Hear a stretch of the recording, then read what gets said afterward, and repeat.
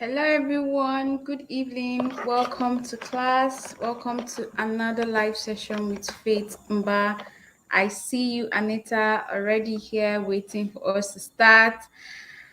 I see you, Alexia. Welcome.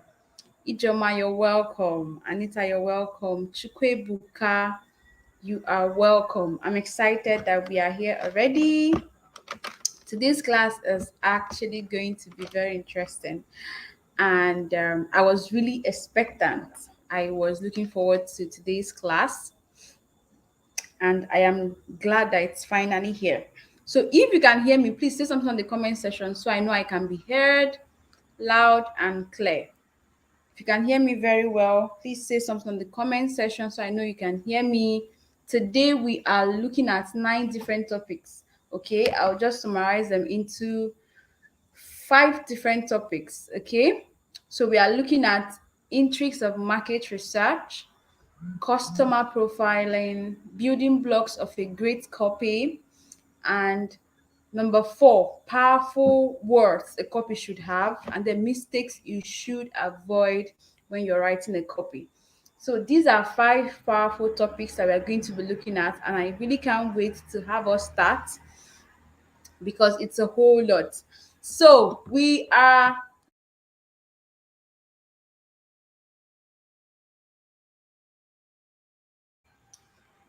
should let them know that we are live and we are about starting so everyone gets to join in class. Okay, all right, so we'll be starting first with market research. Chime, welcome, you're most welcome. We'll be starting first with market research, and then we get down to customer profiling, and then from customer profiling, we begin to talk about the building blocks of a great copy, because that part is very important. And I want you to stay tuned up to that point, but to the end of this class, because every single thing we're going to be discussing, it's very, very important. Okay.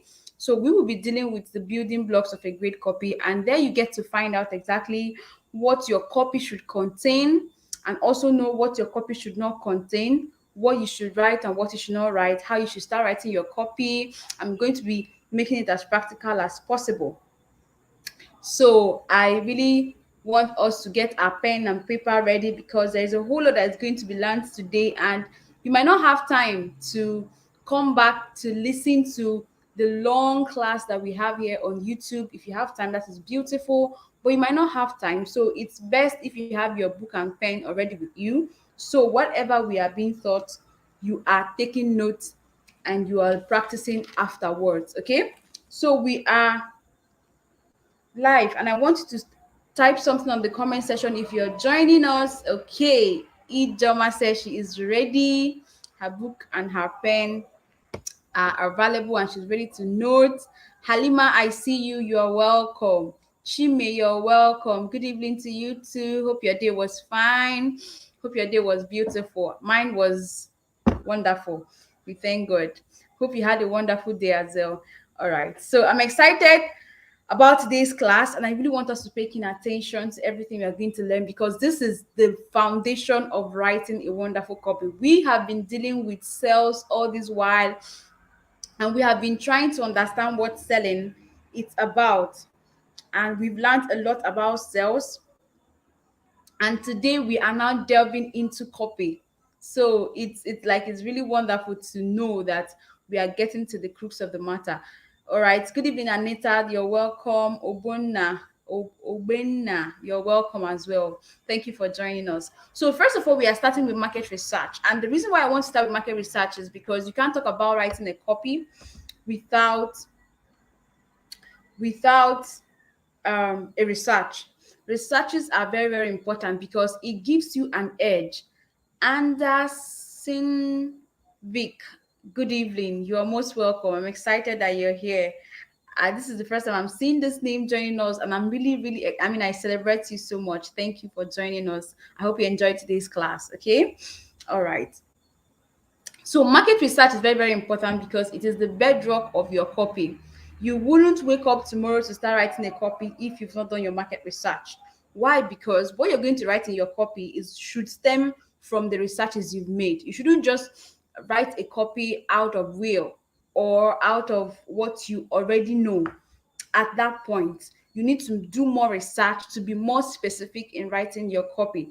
That is why market research is very, very important. So I want to start first by explaining to us or teaching us how to do an effective market research before we now get down to writing the copy. Because once you get the results you get from your market research is going to influence what you're writing in your copy. So if you can hear me clearly before I start, just say something in the comment section and let me know that you can hear me. Okay, feel free to share this particular video with your friends, because for this particular class it's open to everyone. Okay, it is the foundation of an effective copy, and so people need to hear about this. Copywriters especially need to know about this. People that have businesses need to know about this particular topic, because it's really going to go a long way in helping them. Okay, so this particular class, you're free to share the link with everyone, both those in the class and those outside the class. And if you have not subscribed, make sure you're clicking the subscribe button right now to subscribe, so you can get more of these videos to learn more about copywriting and other packages that we present on this YouTube channel. Okay,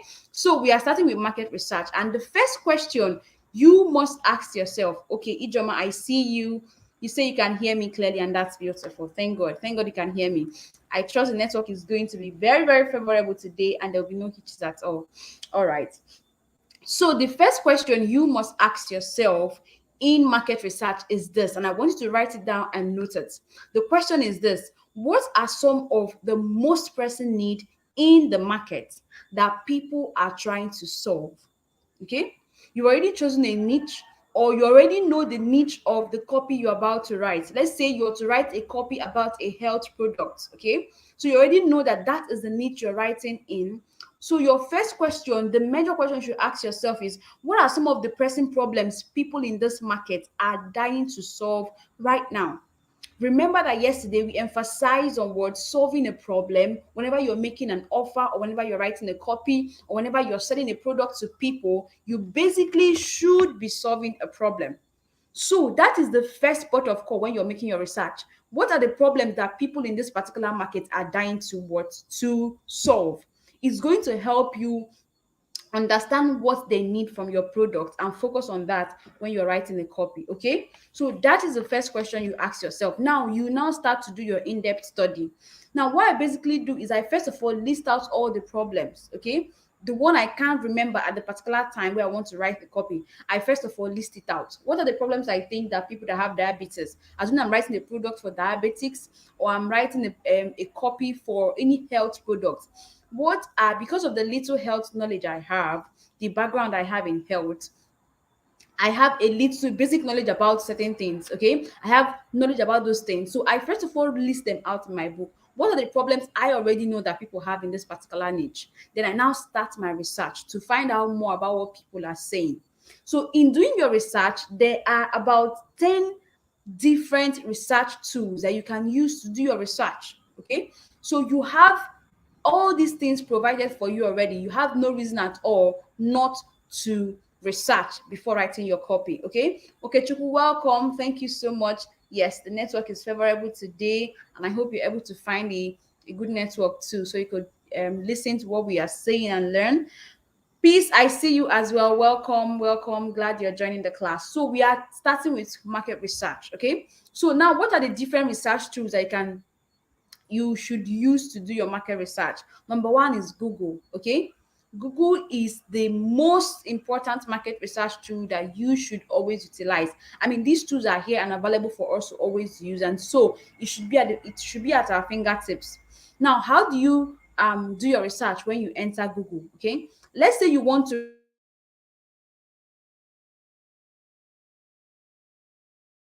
because I'm more into health. Okay, so let's say you want to research about um welcome, Emeka. We can see you. Good evening. Thank you for joining us. We are glad you're here. Okay, so let's say you want to research about a health product, a diabetic product. Okay, and you want to find out what are the problems that diabetics are having. You go to Google. Now you can type diabetes. Okay, to find out what diabetes is about. In Google as well, you have different forums in Google and different platforms in Google where people actually discuss about diabetes, the problems about diabetics, the problems about diabetic products. So when you enter the site, when you go to Google, you type the thing you're searching for, and you can include something like a forum or an ad. For example, we want to research about diabetes. So I go to Google and I type diabetes plus forum. Okay. So it gives me access to different forums that discusses about diabetes. It could be a Facebook forum, it could be a Reddit forum, it could be any forum whatsoever. And because I added forum to what I'm searching, it makes it easy for Google to know exactly what I need. And so they bring in, or they bring out for me, the different forums that discusses about what diabetes. And these are where my target audience are. These are where people that have knowledge about diabetes are. And I can easily get much information from there. Okay. When I wanted to do a video, there was a YouTube video I wanted to do on a particular topic. What I basically did was I went to a forum online and I typed in that topic and I began to look at the different questions they were asking. That was how I got insight about the challenges people are having about that topic. And I was able to prepare my talk on that topic based on information I got. So, in the same light, when you want to write a copy, make sure to go to Google and do your research. Okay. So, what are the things? How are you going to do that? Enter Google, visit the forum, look for relevant traits, okay, and posts, or relevant questions, or relevant discussions, okay, relevant comment, relevant posts, relevant questions that people are asking around that, and then see what your prospects are also saying. Okay, find out what they are saying about that topic. Okay, are they sharing their challenges about the products they've used in the past? Find out those things, and then put together the thoughts, put together the information you got, and use it to write your copy. Okay, so you can either type things like diabetes plus forum, diabetes plus ads, diabetes plus challenges, diabetes plus drugs, diabetes plus results, diabetes plus complaint plus diet plus treatments. Whatever you're looking for, you can just type in the keyword and then attach that particular thing. If you also want to study arts, maybe arts from different people on that particular topic, you can also say diabetes plus arts. So they'll bring out different arts that people are running, assuming you want to run your own arts. So you're able to study other people's arts and know what they apply, why their own is ranking, why the different arts are doing very well, why they are coming up tops in the search button, in the first page of your search engine. You get to find out and study those arts. Then it will help you or influence you in running an ad for a company, when you write your copy, etc. Okay, so another number two research tool that you can use is Facebook groups. Okay, groups are very, very resourceful. Now, you know that there are different groups on Facebook that tend to discuss. Favor Lawrence, I see you. Good evening. You're welcome. Emeka, I see you too. You are welcome. I hope you enjoyed today's class, because we have about 5 different things we are discussing, and I listed it at the beginning of the class. So I do hope you enjoy. So if you're joining us, please do well to drop a comment in the comment section, so I'll give a shout out to you. I mean, we're excited you're here, and we should get to meet you as well. Okay. So number two is Facebook groups, and Facebook groups actually are very, very resourceful. You know, anything at all you want to find out what people are discussing about the topic, you can find it on Facebook. Okay, the time I started my copywriting journey, I went on Facebook and I typed copywriting groups, and I saw different copywriting groups. When I wanted to make research about a particular topic, I went on Facebook and added and searched that word and added groups, and then it brought out different groups. You know, Facebook can actually, if you search a word, they have different sections. Either you are looking for a page that bear that name, or you're looking for an individual that bear that name, or you're looking for a group that bear that name, or you're looking for anything you're looking for, or news. Even Google, they will have section for news, for image, for video. So at any category you're looking for, you definitely find it easily. So same thing with Facebook groups. Invade Facebook groups that are in line with whatever you want to research or you want to write about, and get to see their discussions. There, people ask questions, relevant questions. People make posts, people rant and say their complaints and pour out their heart. So you can utilize that to get information about what people's problems or challenges are, and to influence what you're going to what you're going to write. Now you can also use things like Pinterest. For fashion, I use Pinterest a lot. Okay, anything I want to search about fashion, fashion styles, fashion clothes, fashion ideas, fashion questions, fashion challenges, Anything fashion, I use Pinterest a lot for that. But Pinterest also cuts across every other thing, not just fashion alone. So you can use Pinterest to do your research and find out discussions that people are having about that particular topic. Number four, you have your Quora. Quora is also a forum or a group where people have different discussions. People ask lots of questions. For example, YouTuber can go there and say, how do I start a YouTube channel? And you see responses coming up. YouTuber can go there and say, what are the challenges that new YouTubers face? And you see responses. I mean, if you're getting those responses, you would go through those comments and find out what are people actually saying about this topic.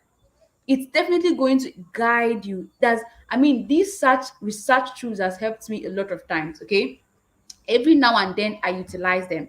One of the major research tools I utilize is Reddit, okay, which is number five now that we're talking about on research tools. Reddit has helped me lots of times, whether it's a Christian topic I want to discuss or I want to prepare a video on, because I have a Christian YouTube channel where I share about faith and teachings from the Word of God. So if there's a topic or any concept at all that I want to know what people are thinking about it, to know exactly how to handle it from the scripture, I go there and I type those topics. Okay, you'll be surprised that even minor topics that I think nobody talks about, that they are found there on those research platforms. So they are going to help you and guide you in your copy, in having information to write in your copy. So Reddit has helped me lots of times. So I enter a forum in Reddit and I ask a question, or I look at the already asked questions and see what people are responding to it, and then I get my idea from there. Okay, so that works as well. You also have sites like Medium. Okay, Medium is another research tool that you can use. Make sure you listen out these things so that you start searching for your concept or whatever you want to write about on this platform, and get acquainted with the one that works for you. Okay, anyone you feel comfortable with, then you can always stick to it. You can also utilize all of them at different times. Okay, you just say, please, I didn't get the research tools, can someone type it please?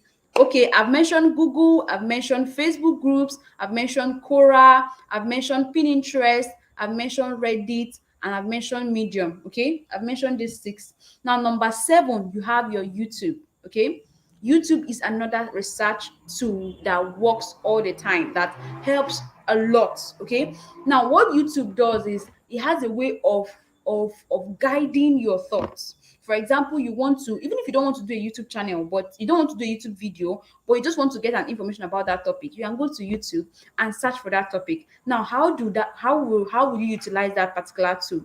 When you search for a particular topic, look for those that are ranking high. There are some of them that they'll bring out initially for you. Then when you start scrolling down, you start seeing others. Look for those that are ranking high, especially when you want a professional, experienced ideology or idea about that concept you're searching.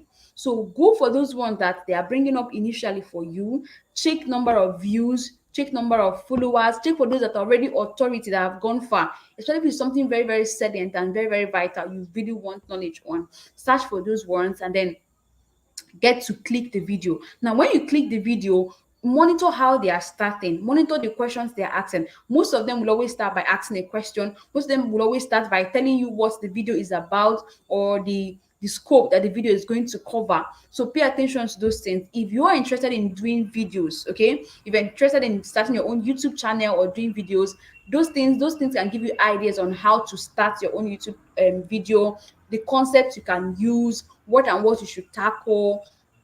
It will just guide you on exactly information you need, whether to write your script for your video or to write a copy. Okay, so YouTube works all the time and is one of the most used search engines. It's one of the most used platform when you want to do your research or when you want to learn a concept or learn anything whatsoever. Okay, so yes, Anderson Vick has typed out the different research tools: Google, Facebook, Pinterest, Quora, Reddit, Medium, and YouTube. Now you also have other platforms like Amazon. Okay, Amazon. Let me just project what Anderson shared with us. Okay, so you also have other sites like Amazon. Okay, Amazon also helps. Now, what Amazon does is that it gives you an understanding of the products that are there. There's a section that has product description. So that product description gives you a clue of what um the product is about, and breaks it down for you, because it's giving you, is describing in depth the benefits, is describing in depthly the features of that particular product. So it's also going to guide you to know how to put your own thoughts together in writing about your products. Now, another thing is another site, another research tool you can use are online forums. Okay, Nairaland is there. Nairaland helps a lot. Nairaland has more people and has more information. Go there, type your question and get answers. Go there, search for other post questions as well and get answers and get responses. You also have niche related websites and blogs. Okay, you can have other websites that are in your niche or that talks about something in your niche or about the topic you're searching for. Go to those websites, go to those blogs, get to study. Okay, you have to read through them and study and see exactly how they are doing and what is helping them and what is helping them to do better. Okay, it's really going to guide your own copy or whatever you're searching about. All right, so these are the 10 different, I think I've mentioned 10 of them, 10 different research tools that you can use when you're doing your market research. Okay, now what are the things you should look out for whenever you're on any research platform? Number one, you have to look out for complaints from people. What are people complaining about on that product? These are things, assuming people are complaining, for example, they have used several products for their skin and then it does not work, or their skin gets burnt, or they just have different complaints, and you're coming up to sell a skincare product and you're not addressing those complaints or not saying why your product or how your product is going to is it's how your product is not going to cause those problems for them, then you might just lose their attention. Okay, because they will be scared. We've bought several products online and in the long run we are seeing our skin burning or having some issues, or the products are not working. Those objections are things you find out when you're on those different platforms, so you'll be able to tackle it in your copy. Okay, so you listen to people's complaints. What are the side effects of the products they've used in the past with regards to the same product you're trying to sell? What are the results of their complaints? What are the objections they have? What stops them from buying those products? People sometimes come online and tell you that they have stopped buying skincare products and they'll state their reasons. You need to pay attention to that, because if you must sell skincare products to the same type of audience, then you must deal with those objections they have. Excuse me, please. Then you must certainly deal with those objections they have. You must listen to their complaints and you must be able to take care of it. Okay, so you find out the objections, then you find out hopes. Okay, what do they say they wish they had? Okay, what are the things they wish they had come in contact with? What are the things they wish the products they are buying had? Okay, what are they wishing that the wedding planner did better in their wedding? So as a wedding planner, it helps you address those issues when you're trying to pitch your business or tell people that you're a wedding planner and they should employ you or utilize your services. You make sure you know those things, okay, and handle them. Then the competition's unique mechanism. Are there people competing for that particular product you're selling? Are there people that are selling the same product you're selling? Get to find out the competitions you have and why they are doing better, or their loopholes, their flaws. Is going to make you stand out. It's going to give you an edge, okay? Because you're beginning to handle things. Remember that we said yesterday that one of the words you should not use is that you're better than. So the plan is not for you to start comparing yourself with them or tell people that, oh, I'm better than this particular company or my product is better than this particular product, but it's for you to find out why people are not buying that product or why people are buying that product, so you can make your own product better. Okay, so when you are selling your product, you have an idea that okay, these are things that people are looking out for. These are things that people don't like about this product. So you're pitching your product with a better knowledge of what people actually want. So you study your competitors in the same company and learn from them. If there are basic things they are doing that are working, learn from them and apply it in your own product, in your own copy.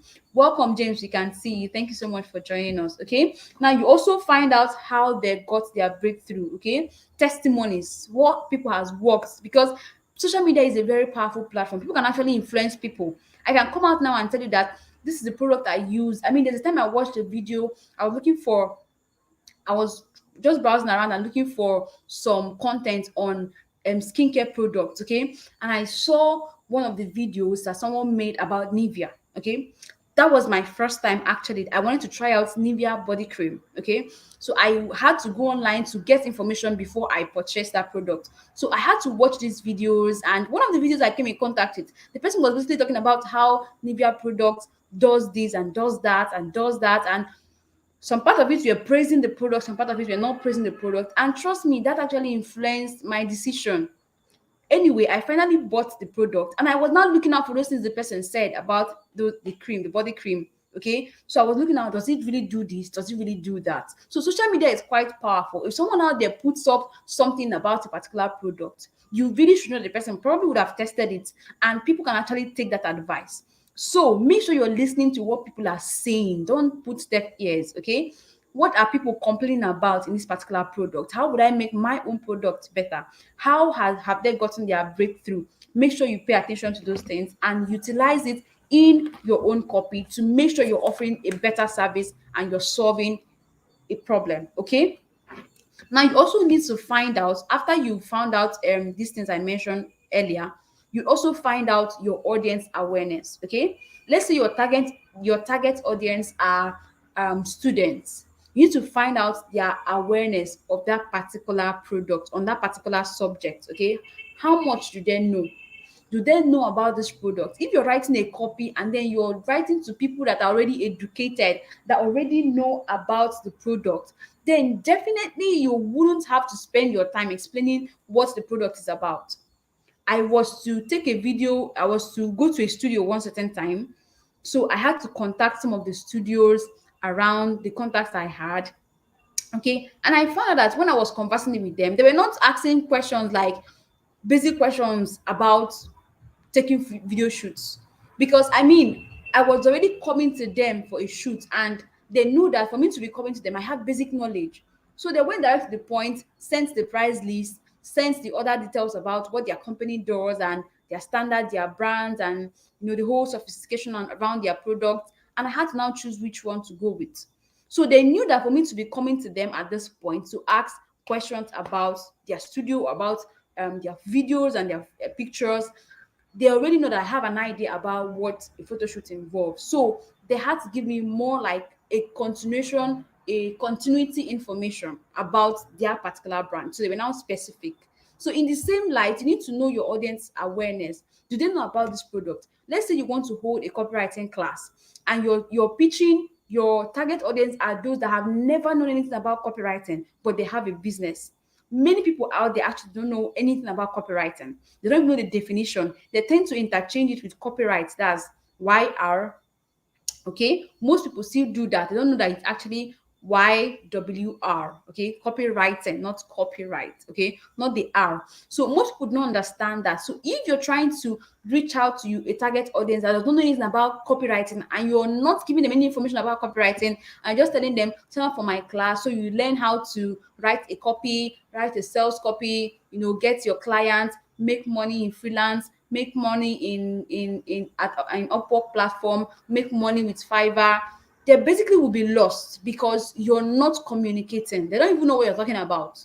They won't even have any interest in it. Okay. But if you're talking to those audience and then you start first by telling them this is what copywriting is, and because you have a business, you actually need this for your business to help create more sales, and you enlighten them a bit before you now tell them about the copywriting class where you're going to teach them how to actually do that, then it's easier for them to relate. And even if they've not heard that before, they had a little value from your copy, they understood what copywriting is about, and then they will be willing to pay for the class. Do we understand? If you understand, I want to hear you say something in the comment section. Okay, let me know if you understand this part. Okay, because this is very, very important in writing a copy. Okay, let me know if you understood what I just explained now in the comment section. Let me give us another instance. I wanted to run an ad. Okay, I wanted to run an ad for a copy. And exactly what I'm telling you now not to do is exactly what I did. Okay. Now let me tell us what the result was. So I was targeting an audience that did not know about copywriting, and I didn't consider this initially. So when I was running the ads, people were actually chatting me up. Okay, tell me more about your product. Tell me more about your ad. Tell me more about I was like, why are you saying I should tell you more? I mean, the information I wanted to give you is there on the ad. Why are you not signing up and you're still asking me more question and more question? So I actually understood that these people did not have any idea about copywriting. They were my target audience, yes. I thought, okay, it was going to work, but apparently it did not work because they had no knowledge about copywriting. So they were just coming to my DM and asking questions, what is copywriting? Tell me more about your ad. How can I this? How can I that? And it wasn't even related to how can I sign up, okay? So it made me understood that first of all, I did not understand my target audience. I need to understand my target audience. I need to understand people that I am addressing this ad to or writing this copy for, and know their level of understanding or awareness. Okay, so you really have to figure that out. Jessica. Okay, Jessica, you're welcome. Glad you're here.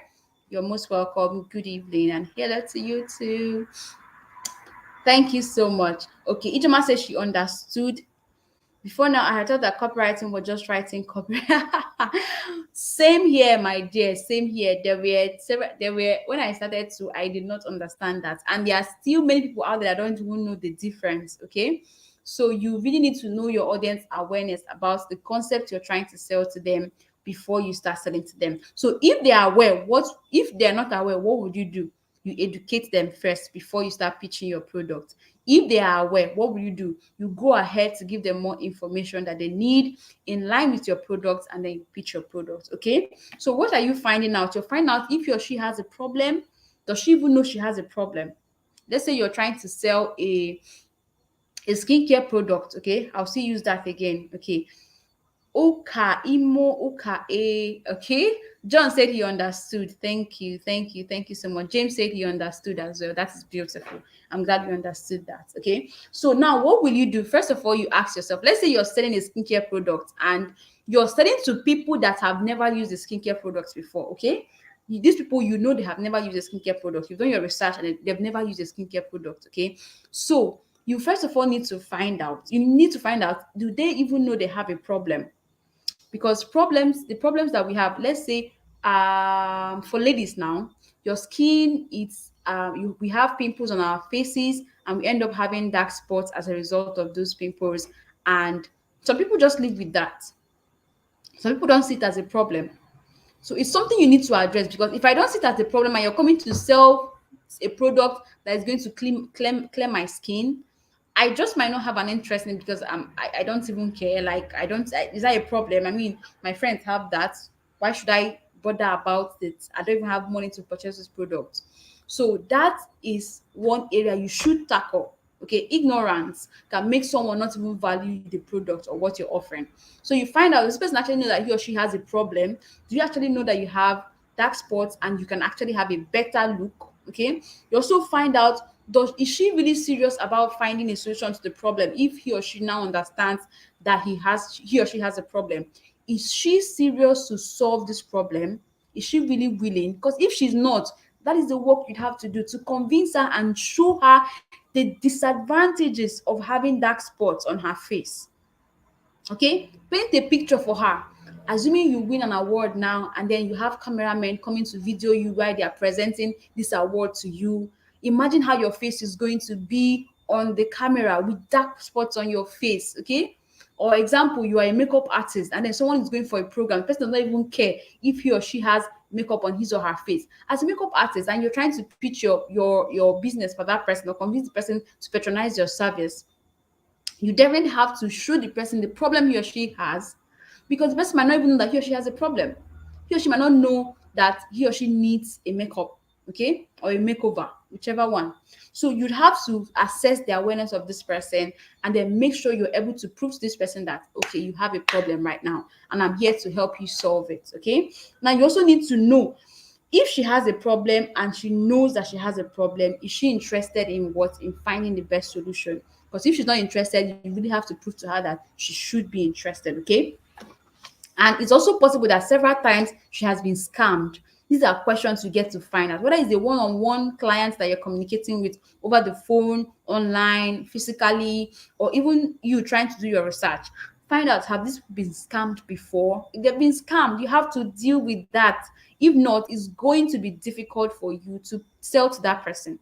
So I shared with us my experience, and I told us yesterday how I was once scammed online, and I vow that I would never allow this to happen again. I will have to be extra careful. Now, if you're meeting me from the same niche or in the same line with what I was scammed in previously, it's going to be hard for me to actually pull out money and pay you, because I have been scammed before. So I am definitely going to be so difficult to convince, and you must deal with that. Like, you must actually try as much as you can to convince me beyond reasonable doubt that you're not coming to scam me. And that is what people are facing out there as well. Many people have been scammed online, their money have been stolen, and people made away with huge amount of money, and they are so careful. So you'd have to deal with those objections in their mind first if you must penetrate their hearts and sell to them. There are also some prospects or clients that are already fed up, okay? They've actually bought different products, not that they scammed them, but the products finally did not work because whatever the the salesman was promising were all lies. So they fell victim for that, and time again, they've spent so much money on those products and it did not work. So you yourself should also understand these objections in their heart and be able to deal with it. So you must tell them that your products will do better than the other will solve the problem that they are having, that your product will not be like the previous product they've used that did not work for them. You really have to be more convincing. And that's where your social proof comes in. You have to use your social proofs, say people that have used it and how it worked for them. So these are things that will give you an edge and help you to do what to get to your audience. So even when people are telling you no, it's going to be difficult for them to actually say. Even when people want to tell you no, it's going to be difficult for them to say no because beyond every reasonable doubt, you've actually convinced them. So marketing is just like you're in a law court and you're trying to debate and prove to a person that this is a criminal or this is not a criminal or this person is free. And you have to use facts. Okay. So you must really sound convincing and persuade your audience. Okay. So now I want to give us three reasons why some marketing campaigns do not work. Okay. Why some marketing campaigns you do not work. Number one is because you're targeting the wrong audience. Okay. You're targeting the audience that does not want what you're offering. If you target an audience that does not want what you're offering, you're definitely not going to get to them. I mean, they don't want it. That is why you must do your customer profiling. That's the next step. Yeah, excuse me, please.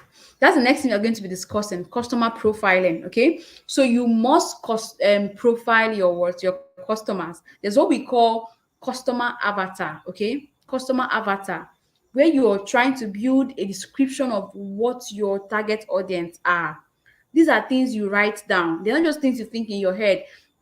Companies actually are very, very intentional. Okay, are very, very intentional about things like this. They take their time. Copyright is not just something you wake up and then just in one day you're done writing and you're posting. You need to take your time. You do your research, you analyze, you reanalyze, you create your structure, you create your plan before you execute and finally send it out. So it takes a whole lot of extra work, okay, and intentionality. So if you're targeting the wrong audience, you're definitely not going to reach out to them or make sales. You're not going to get their attention. So number two is that probably you're targeting the right audience, but then your message is not emotionally compelling, your story is not interesting, your story is not new or different from what they've been hearing. These are the things that will make your copy to fail, not to be effective, not to convert. Okay. Number one, you must target the right audience. Number two, you must target the right audience and with the right message. A message that is compelling, a message that is interesting, a message that is new and different from the regular things they've been hearing. I mean, at some point, you keep hearing pay 10,000 naira and get 20,000 naira. That news is now old. Like, if you still fall for that scam, then you're somewhere backward. Okay. But those things are things that people just cliches, people just keep using it again and again. And most people get tired of it. And even if you're being genuine, they will not listen to you because you're just repeating what the other person is repeating. Okay. So you must make sure that your message is new and unique. Okay. Now, number three is that if you're targeting the right audience and you're using the emotionally compelling messages, but then your message is too amateur for their level of sophisticated understand of their beyond their level of awareness, then you're definitely going to fail. Okay. Assuming you're talking to people that are already mature or they're already learned, they already have information. Let's say you want to pitch a product to copywriters, okay, people that are already writing copies, or let's say to affiliate marketers. These are people that are already in the system, and then you're talking like an amateur, someone that is not even into affiliate marketing, it's going to be difficult for you to get them. So as a copywriter, probably you're not even an affiliate marketer, but you're trying to sell a product to affiliate marketers, trying to sell a particular site to them, trying to sell a particular product that will help them in their affiliate work. Even though you're not an affiliate marketer, you have to do your research. Okay, you can write a copy and sell effectively to a professional affiliate marketer. Okay, so that is where your research comes in, because you're going to research and find out information about affiliate marketers. What and what do they do? What and what don't they do? What are their weaknesses? What are their successes? What and what do they think? How does affiliate marketing works? So it's going to help you to relate with them at the same level. Okay, you talk with them in a sophisticated way, in a way that they will understand.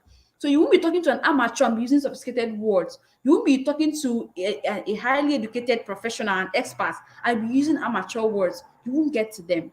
So that is why you need to do your research. Okay, do your research, find out your target audience, find out the right messages, the compelling messages you need to use, and make your story interesting. Then make sure you're using the right words for each particular target audience. Okay, if you do this three, then your market is going to do well. But if not, then your campaign is going to fail. Your ads are going to fail. You won't have any conversion, or you have minimal conversion compared to what you should have had if you done it, if you do it better, okay? So still on that, there's what we call the US Navy SEAL, okay? And this is also what we employ in market research. Now, what's the US Navy SEAL? Okay, it's considered to be one of the dangerous, yeah, the US Navy SEAL is one of the dangerous, most serious and dangerous, what I call them, secret service. Not really service, but more like well sophisticated and more serious. If there's a crime now and then you involve these people, they can crack the nut and solve the problem. Now, what do they do? Okay, there was this movie, not really a movie. I think there was this man, is it Osama bin Laden? Think it should be him, that they once caught. Okay, so what those people did was they had to take months to study him, because he was a very dangerous person. So they had to study him. They studied down to where he lived, his name, his family, his phone number, people that's around him, people that work with him, where he goes, what he eats, his routine, his room. They had to find out every how the movement in his room, how it goes, the different rooms, measurements, distance. As in, they paid keen attention to every single detail. And what were they doing? They were trying to get information, okay, so that you won't just go to apprehend a dangerous person and you go unguarded.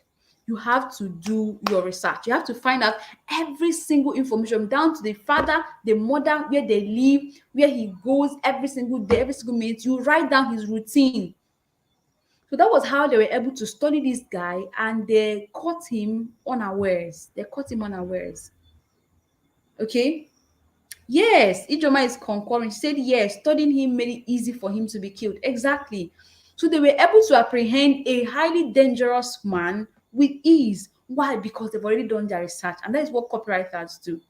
Okay, in the same light, that is what we do, because we take our time to study our target audience. So when we are talking to them, we are talking to them as though we already knew them years back, or we already have this strong relationship.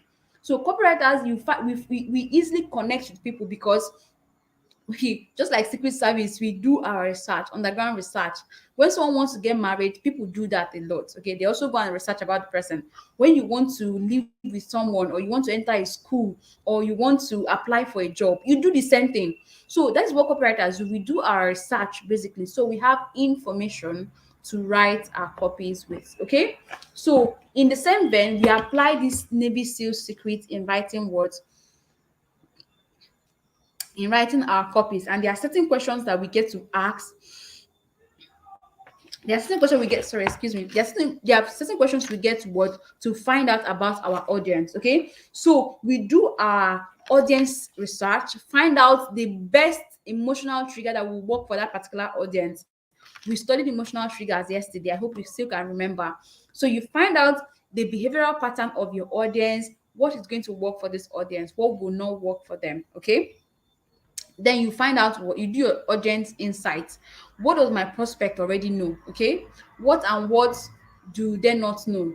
Where do they hang out? Okay, depending on the product you're selling, these questions differ based on the product you're selling, but this is just an overview. Okay, what kind of topics interest them? Okay, what are the things related? Sometimes you even browse about contemporary things like trends. Okay, because the trends are going to help you also write a copy that would get to your audience. I mean, if you're writing something, even if it's not related, there's a way you can actually relate it. We are in election period, or yeah, preparing to enter election period. Everybody is screaming Nigeria, new Nigeria, and all that. The way you can sell and then bring that concept into your copy, and you're going to easily catch someone. Okay, you're going to easily catch someone's attention.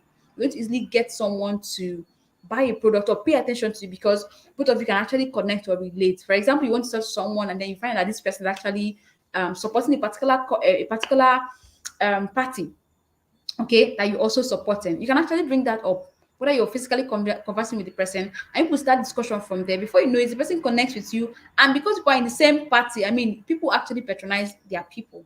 Okay, so it's going to be easy for them to connect with you and buy. So these are questions you get to find out. If they don't know about the concepts, you'd have to what, educate them, like I said, and talk about the complications. Use emotional triggers, fear, love, pride, greed, all those emotional triggers I talked about yesterday. Make them see how big their problem is without your product.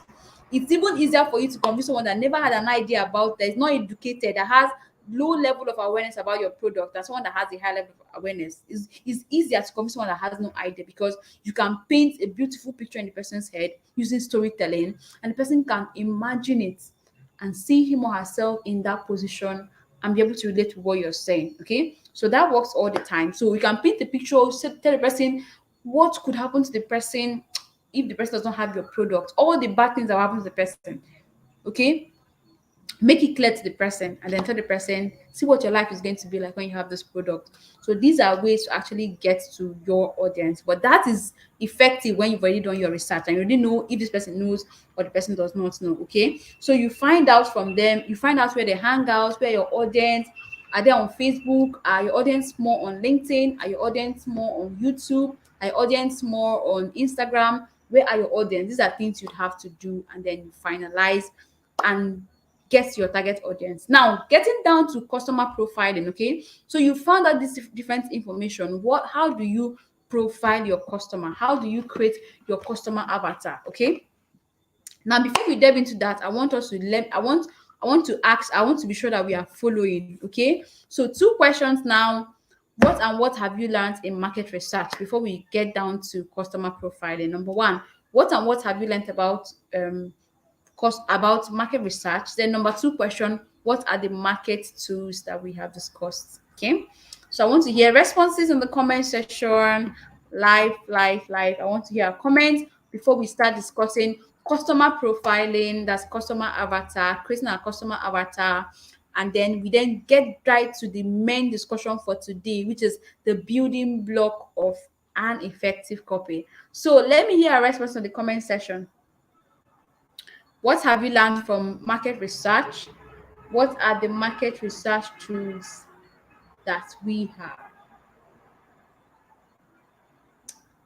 Oh, beautiful, beautiful. Let's go on. Waiting for our comments in the comment section, okay?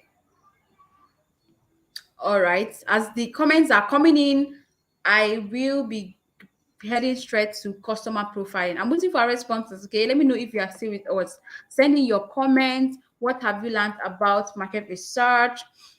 Before we get right into customer profiling, and what are the research tools? Okay, the research are already there, showing on the screen, so I guess some people will have to copy from that. I'll just gently remove that from the screen. Okay, Joma said, I've learned about the things to look out for while making research. Okay, so I hope you listed them out in your book, so that when you're doing your research, you know exactly the questions to ask Google, or to ask on Reddit, or to ask on the different platforms that you're going to use. That's beautiful. All right, so let's get right into customer profiling. I pray my battery carries us for tonight's class. I really do. I really hope it does. Okay, we still have some time. Oh, beautiful. All right. So, customer profiling. When you're trying to profile your customer, you need to look at three basic things. Number one, demography. Okay. Number two, psychography. Number three, geography. Okay. You say you're hearing graphy everywhere. So number one, demography. Number two, geography. Number three, psychography. Okay, I see you, Anita. Research tools includes Quora, Google, Reddit, Medium, Pinterest. Good, awesome. That means you're following. You're following. I'm excited. You're following tonight's class. Glory to God. All right. So in demography, you are describing the age, you're describing the sex of your target audience. Okay, so these are things you list out. Okay, who are my target audience? Are they male or female? I mean, if you're selling a skincare product, your target should either be male. Of course, they have male skincare products, yes, but of course, more of women. Okay, so the product you're selling, that particular product you're selling now, is it to men? Are you selling it to men or are you selling it to females? Okay, that's women. Okay, then the age, what age bracket are you selling this thing to? Am I selling to children? Okay. Am I selling this product to adults, teenagers? Am I selling to am I selling to old people? If you're selling a wheelchair or if you're selling all these orthopedic instruments, of course, you know your target audience should be those that have orthopedic issues. And then you also have what? A particular age group that utilizes those instruments or those equipments more. Okay. If you're selling a fashion, a clothes, okay, handbags, you still have to define the handbag I'm selling. Is this for high class or low class? Is this for men? Is it for women? Is it for children? Is it bags for children? Is it bags for teenagers? Is it bag for women, married women or newly married women, or is it for old women? So you must categorically say, so you must categorically say exactly what you are, your target audience. Okay, so find out the age, you write it down. I usually write mine down: the age, the sex, okay, the age group, and what, and the sex. Even when you're running ads, they will ask you things like that: the demography, who exactly do you want to reach, who exactly do you want this ad to get to. They will ask you for age, what age bracket. So you'll be able to identify that, because it's going to help you know exactly the words to use in your copy. Now, when you come to geography, you're not asking, where does my prospect, excuse me, where does my prospect live? Okay, where they live is actually going to influence exactly what you are writing in your copy. What exactly are you writing in your copy? Okay, are you writing to those that are living in high places, that's in swampy areas? Are you writing to those that are living in the city? Are you writing to those that are living in urban, in the rural place? Who exactly are you writing this things for? Okay, are the persons living in Lagos? Are they living in the east? Are they living in the north? Of course, these things are what have their different peculiarities, and it's going to influence how you target or what you write in your copy. So you do your customer profiling, and then you do your psychography. Okay, oh sorry, psychology. Okay, the psychography of psychology. In this, you're trying to study the behavioral pattern of your clients. What and what, how are they thinking? What gets them? Okay, are these women that I can use the love emotional trigger on, or the fear emotional trigger on? Or are there people that are high class, like in the community they are high class, people that has power, prestige? Should I use that emotional trigger for them? Will it work for them? How are these people thinking? Are they the more greedy class of persons that want to accumulate, have pay less for a big offer? So you get to study these things and really find out who are your audience. Okay, so you also find out things like their biggest fear. What are the biggest fear of your audience? What are their hopes? What are their suspicions? What are the common enemies they have? What does your customer speak of? Okay, their sales language. What and what do they talk about? What are their problems? What are their fears? If it's someone that if it's a smoker you're selling to, smoker have fears, of course, because those addictions can, those things they are addicted to, those drugs they are addicted to, can have different effects on their health. Okay, if you're writing to a copywriter. Copywriters have fears, okay? Copywriters go through imposter syndrome. We go through, okay, we go through imposter syndromes and fear of landing. You know, we are afraid that we might not land a high paying client and the rest of that. So it's it's really things that you have to, you know, search to find out. Then if it's a diabetic patient, they have fear, of course, fear of, you know, injury, having an injury, their legs being cut off, being confined to a wheelchair, dying from the side effect of the drugs. So there are different things that these people actually go through. You find out their hopes, okay? What are the things that would make them fine? What are they hoping they had? So these are things you have to profile out, okay, and really help to build an imaginary ideal customer that you're targeting. Companies do that. They build their ideal customer, okay, their customer avatar, and even give their customers names, okay, class A, category B, category C. So they classify them into those different classes and describe what those classes comprise. Those that know about our product, those that don't know about our products, those that are of the same this age group or that age group. Wow, my battery is low. Okay, it will still carry us, or we can easily swap. Okay, so you still find out exactly what these people are, you know, are need or are looking out for. So it helps you describe your customer and what they have interest in. Anderson said, uninteresting messages that are not compelling can cause an ad to fail. Okay, that is what he learned. A message that is not emotionally compelling can cause an ad to fail. So it has to be emotionally compelling. It has to be, the story has to be really, really interesting. Okay, and it has to be new and different from the regular things that people see. All right. So this is that about customer profiling, and you really have to intentionally do that. Like, you really have to intentionally figure out these things and list them out when you've done your research. So you're able to find out who your customers, your ideal customer is. Someone can easily come up to you, okay, if I want to analyze your business, now ask you, who are your ideal customers? So you should be able to describe, okay, our targets are males of so and so age that live in so and so place that would definitely need this product. These are the things that we have researched about them. They know a little about this product, so they don't know at all. These are their fears, these are their concerns, these are their, you know, objections, these are the frequently asked questions, these are the things they've done that never worked, and these are the things that they're actually looking out for in products like this that they've used in the past. So you should be able to describe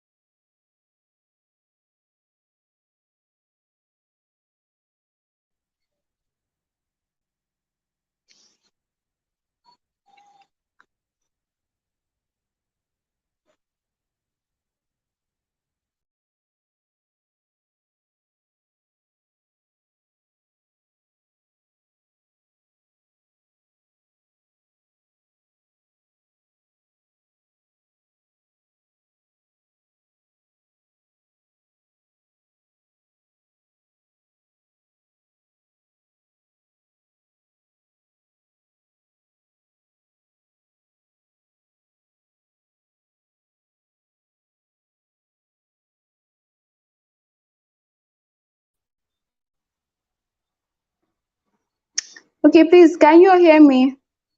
If you can hear me, please say something in the comment section. Sorry about that. My system battery tripped off and there's no light here at the moment. So I had to switch over to my phone, which would serve us for the night. So if you can hear me, can you say something in the comment section? so I can be very sure that you can hear me and you can see me at least a little bit. But tonight you have to manage this, okay? So if you can hear me, sit in the comment section so I know you can hear me. Okay, Anita says she can hear me. That is beautiful. Thank you so much. Thank you so much. So that is that about customer profiling. And so the next thing we are going to be looking at, like I told us, is the building block for writing a copy. The building block for writing a copy.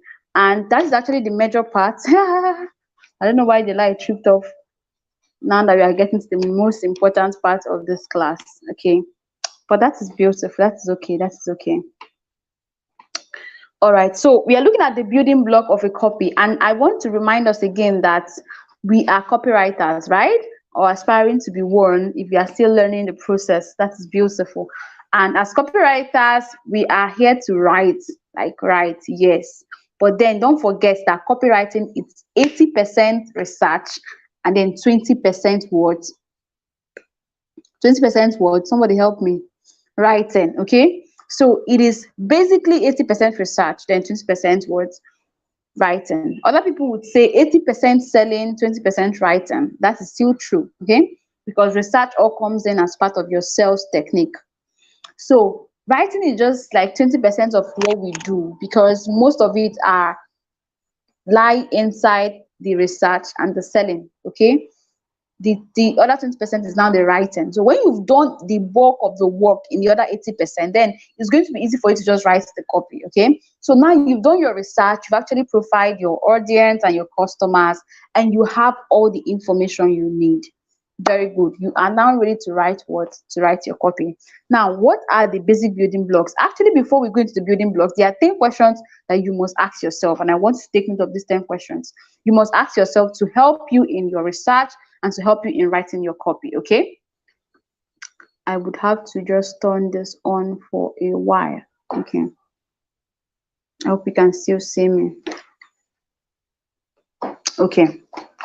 So there are 10 questions that you must ask yourself that would help you to clearly understand your audience and get to know what they want. So number one is, what is in for me? Okay, these are the questions that the audience are asking, and you must answer it while you're writing your copy. Your audience are always asking, what is in for me? Remember that writing a copy or selling a product is not about you, it's about your audience. Why do I say that? It's not about I. Those of us in my class, remember that I emphasize the fact that the commonest word you should use should stop being I, like stop using I. Let's not be I, okay? Let it be that the commonest word you now use is you. Why? Because you are addressing your audience, and it's the interest of your audience that you should have at heart first before you.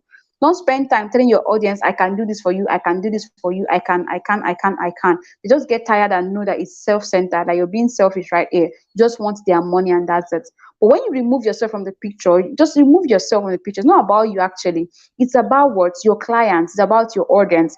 So basically what you should be using is what? You. So you tell them, you're going to learn this, you're going to gain this, you're going to master this, you're going to learn how to, if it's a skincare product, your face is going to be neater than it was, your dark spots are going to disappear, you're going to have a better look, you. So they know that these are the things that are in for them. So that's why you must answer the question, what is in for me? Because these are what your customers are asking. So does your copy answer that question of what is in for me? If it does not, then you have to think again. So make sure you answer that question, what is in for me? So when you're writing your copy, you're putting in what your audience wants or the benefits they stand to gain from your products, okay? Now, next question is, how is this unique? How is this unique, okay? How is my product different from every other person's product? Okay, what makes it different from every other thing that people have been hearing about this type of product? These are questions to ask yourself. How do I know that this is real? These are questions in the mind of your prospects. So you have to make sure you answer them. They are asking in their minds, how do I know that this product is real? Okay, so you should answer that question in your copy. How do people know? How do I know that this product works? That is what they are asking, and so you should answer that in your products, in your copy. Tell them how they should know that this product works. The next question you should answer for them is, how should I act now? Okay, They're asking, what do you want me to do next? That's where your CTA comes in, call to action. What do you want them to do next? Next, what, why should they trust you? Okay, why should they trust you? They're actually asking that question. Why should I trust you and not trust every other company that is out there selling the same particular product? Why should I trust you? Hope you can still see me. Okay, so they're asking the question, why should I trust you? Okay, so now they're also asking, how can I get started? What do you want me to do? Is this going to worth my time and money? These are questions they're asking. God, where's my camera? Okay, these are questions they're asking. Why you should I really trust you that you would deliver? Okay, is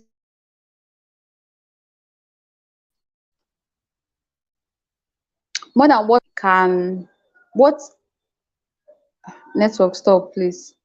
Okay, so they're asking, is my money and my time worth the value? Okay, what you're going to give me in return, is my money worth it? Is my time worth it? Now they're also asking, what do I have to lose if I don't buy this product? Okay, if I don't act now, what do I stand to lose? They're asking that question, and so you should be able to answer them and tell them, you're going to lose this, you're going to be this or that. Those things should be there in your copy, because those objections are in the mind of your customers. They're actually asking these questions. So you should help make it easy for them by answering these questions in your copy. Now, talking about copy now, what are the building blocks of a copy? Okay, because in answering this question, you should have a step-by-step guide on where this should come in and where that should not come in. Okay, so what are the building blocks of a copy? I'm going to list them out for us. First of all, there are about 9 of them. Now when I'm done listing them out, I will then break them down and explain them one after the other, and I really hope you do pay attention to learn. Okay, so number one building block is the lead or the intro. Okay, the lead or the intro. Okay, let me not explain. Let me just list them out first. Okay, so you have your lead or your intro. Number two, you have your discovery story. Okay, number three, you have your unique mechanism. Number four, you have the proof session. Now, these things down. Basically, what I do is each time I want to write a copy, I have this already in my notebook. So what I do is I just quickly bring my notebook out, bring my pen and paper out, and I begin to follow this particular pattern to write my copy. Okay, so the lead first. The lead, after the lead, you're having your discovery story. Next, you have your unique mechanism. Number four, you have your proof session. Number five, you have where you introduce your product. Number six, you pitch your product. That's the pitching session. Okay. Number seven is your offer session, where you give your offer. We talked about how to make irresistible offer yesterday. So this is where you have to apply the knowledge of that. Okay. Now, number eight is the CTA, which is the call to action. Okay. The call to action, where you're telling them exactly what you want them to do. Then number nine, you have your frequently asked questions. Excuse me. You have your frequently asked what questions. Thank you, IJ, for writing that out for us. Copywriting is 80% research and 10% um and 10%, sorry, 80% research and 20% writing. Thank you for writing that out for us. Okay, so I see all our comments. Anita said, I learned you have to do an in-depth study about your target audience. That is so true. Okay, that is so true. So now these are the 9 major words, building blocks of a copy that you must always have in mind whenever you're writing a copy. And I'm just going to spend time to break this thing down for us. But before I break it down, I want to give us also 10 elements that every copy should have. Okay, both of them are saying the same thing, but I want to make it 10 now instead of 9. Okay, I want to give us another format that you can use. Okay, number one, your headline. Okay, where you have to use an attention grabbing headline. Your copy, your headline must be attention grabbing. Okay, now secondly is the hook. Okay, the hook. You've written your attention grabbing headline. Afterwards, the next is supposed to be your hook. Okay, number three is now what? The proof. Okay, like if you're selling an extinguisher, if you're selling a fire extinguisher, show it. If you're selling a book, show it, especially if you're doing a video or you're even making a Facebook post. Let us see the samples. Don't just tell us you're selling a product and then we're not even seeing it. You're selling a research, you're not even seeing it. You're selling a skincare product and you're not even seeing what it looks like. So show the proof, okay? Let us see what you're selling. Number 4, tell us the benefits of the product, okay? Tell us the benefits. Don't just focus on the features of a particular product and leave out the benefits. No, the benefits are the main part. You can leave out the features self and tell us the benefits, and that will be fine. But basically, what it advises is that you convert the features of your product to what? To benefits, okay? Convert the features to benefits and um sell to us using that method. Now, number 5, you have to tell us the bad things. They have to tell people what would happen if you don't buy my product at this moment. What will happen to you? Okay, so that's also another ingredient of a copy. Now, your testimonies now come in here. You now include your testimonies. You summarize by putting your offer. Then you give a social proof or even a payback guarantee, like a payback money guarantee, like how much you're going to give back to them. Like if you're going to give back to them so amount of money, if whatever you promise them you're not able to fulfill it, then you add your CTA. That's your call to action. Call to action is where you're now telling them exactly what you want them to do. Okay, whether you want them to sign up or follow you or subscribe or this or that, that is exactly where you include that, and then you conclude by words, adding an emotionally compelling words message. Okay, I shared with us that yesterday. You can say, do this for your husband, do this for your loved one, do this for your child. That's love. Okay, as a compelling, as an emotional trigger. So now let's take this building block step by step, one after the other. Okay, number 1, we said what? The lead.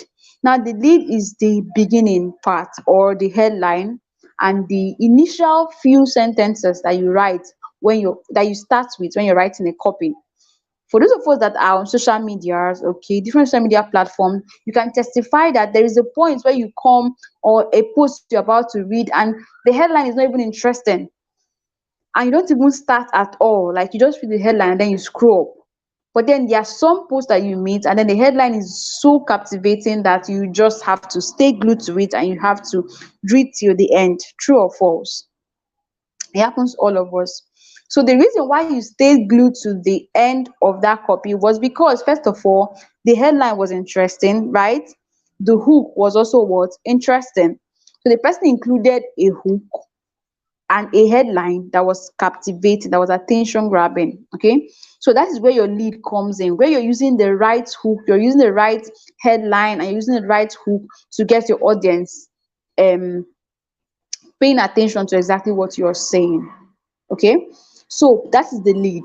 Now there are different types of lead that you can use. Okay, I'm giving us these things, like I really wish you could, time will not permit us to really break these things down one after the other, but I really wish you have our pen because I'm going to be really fast so we can cover up in the next 30 minutes. Okay, so there are 7 proven leads that you can actually use when you're writing a copy. Number 1 is the secret lead. Okay, for those of us in the copywriting class, I'm going to be giving us samples in the copywriting group. Okay, that's on WhatsApp. I'm going to be posting samples for us so you get to see what a secret lead is like. Okay, my system has turned off. I would have shown us with my system, but we still continue regardless. So you have the secret lead where you're sharing a secret to making 5 figures in 1 month, secret to unlocking the mystery of wealth, secret to passing an exam, secret to success, secret to building the most successful websites. Okay, so all these things are secret leads. So you're giving a secret, and people always want to learn secrets. They always want to know, what is it that this person knows that I don't know? So that is a lead that can work. Number 2 lead that you can use is a story lead. Okay, the story lead is where you're sharing a story or you're starting with something captivating, but it then is a storyline. How I made my first $1,000 in 2 days. How I started a YouTube channel that made that I from which I earned $10,000 in 3 days. Okay, so I mean, why would a YouTuber not want to click that video and learn how I gained such success? So that's the story lead. Then you also have the problem solution lead, something like, buy this product and your dark skin, your dark spots would disappear in 5 days. Okay, so I'm setting a problem, you have dark spots or you have dark spots, and I'm telling you the solution, that this product here is a solution to removing your dark spots. So that is a problem solution lead.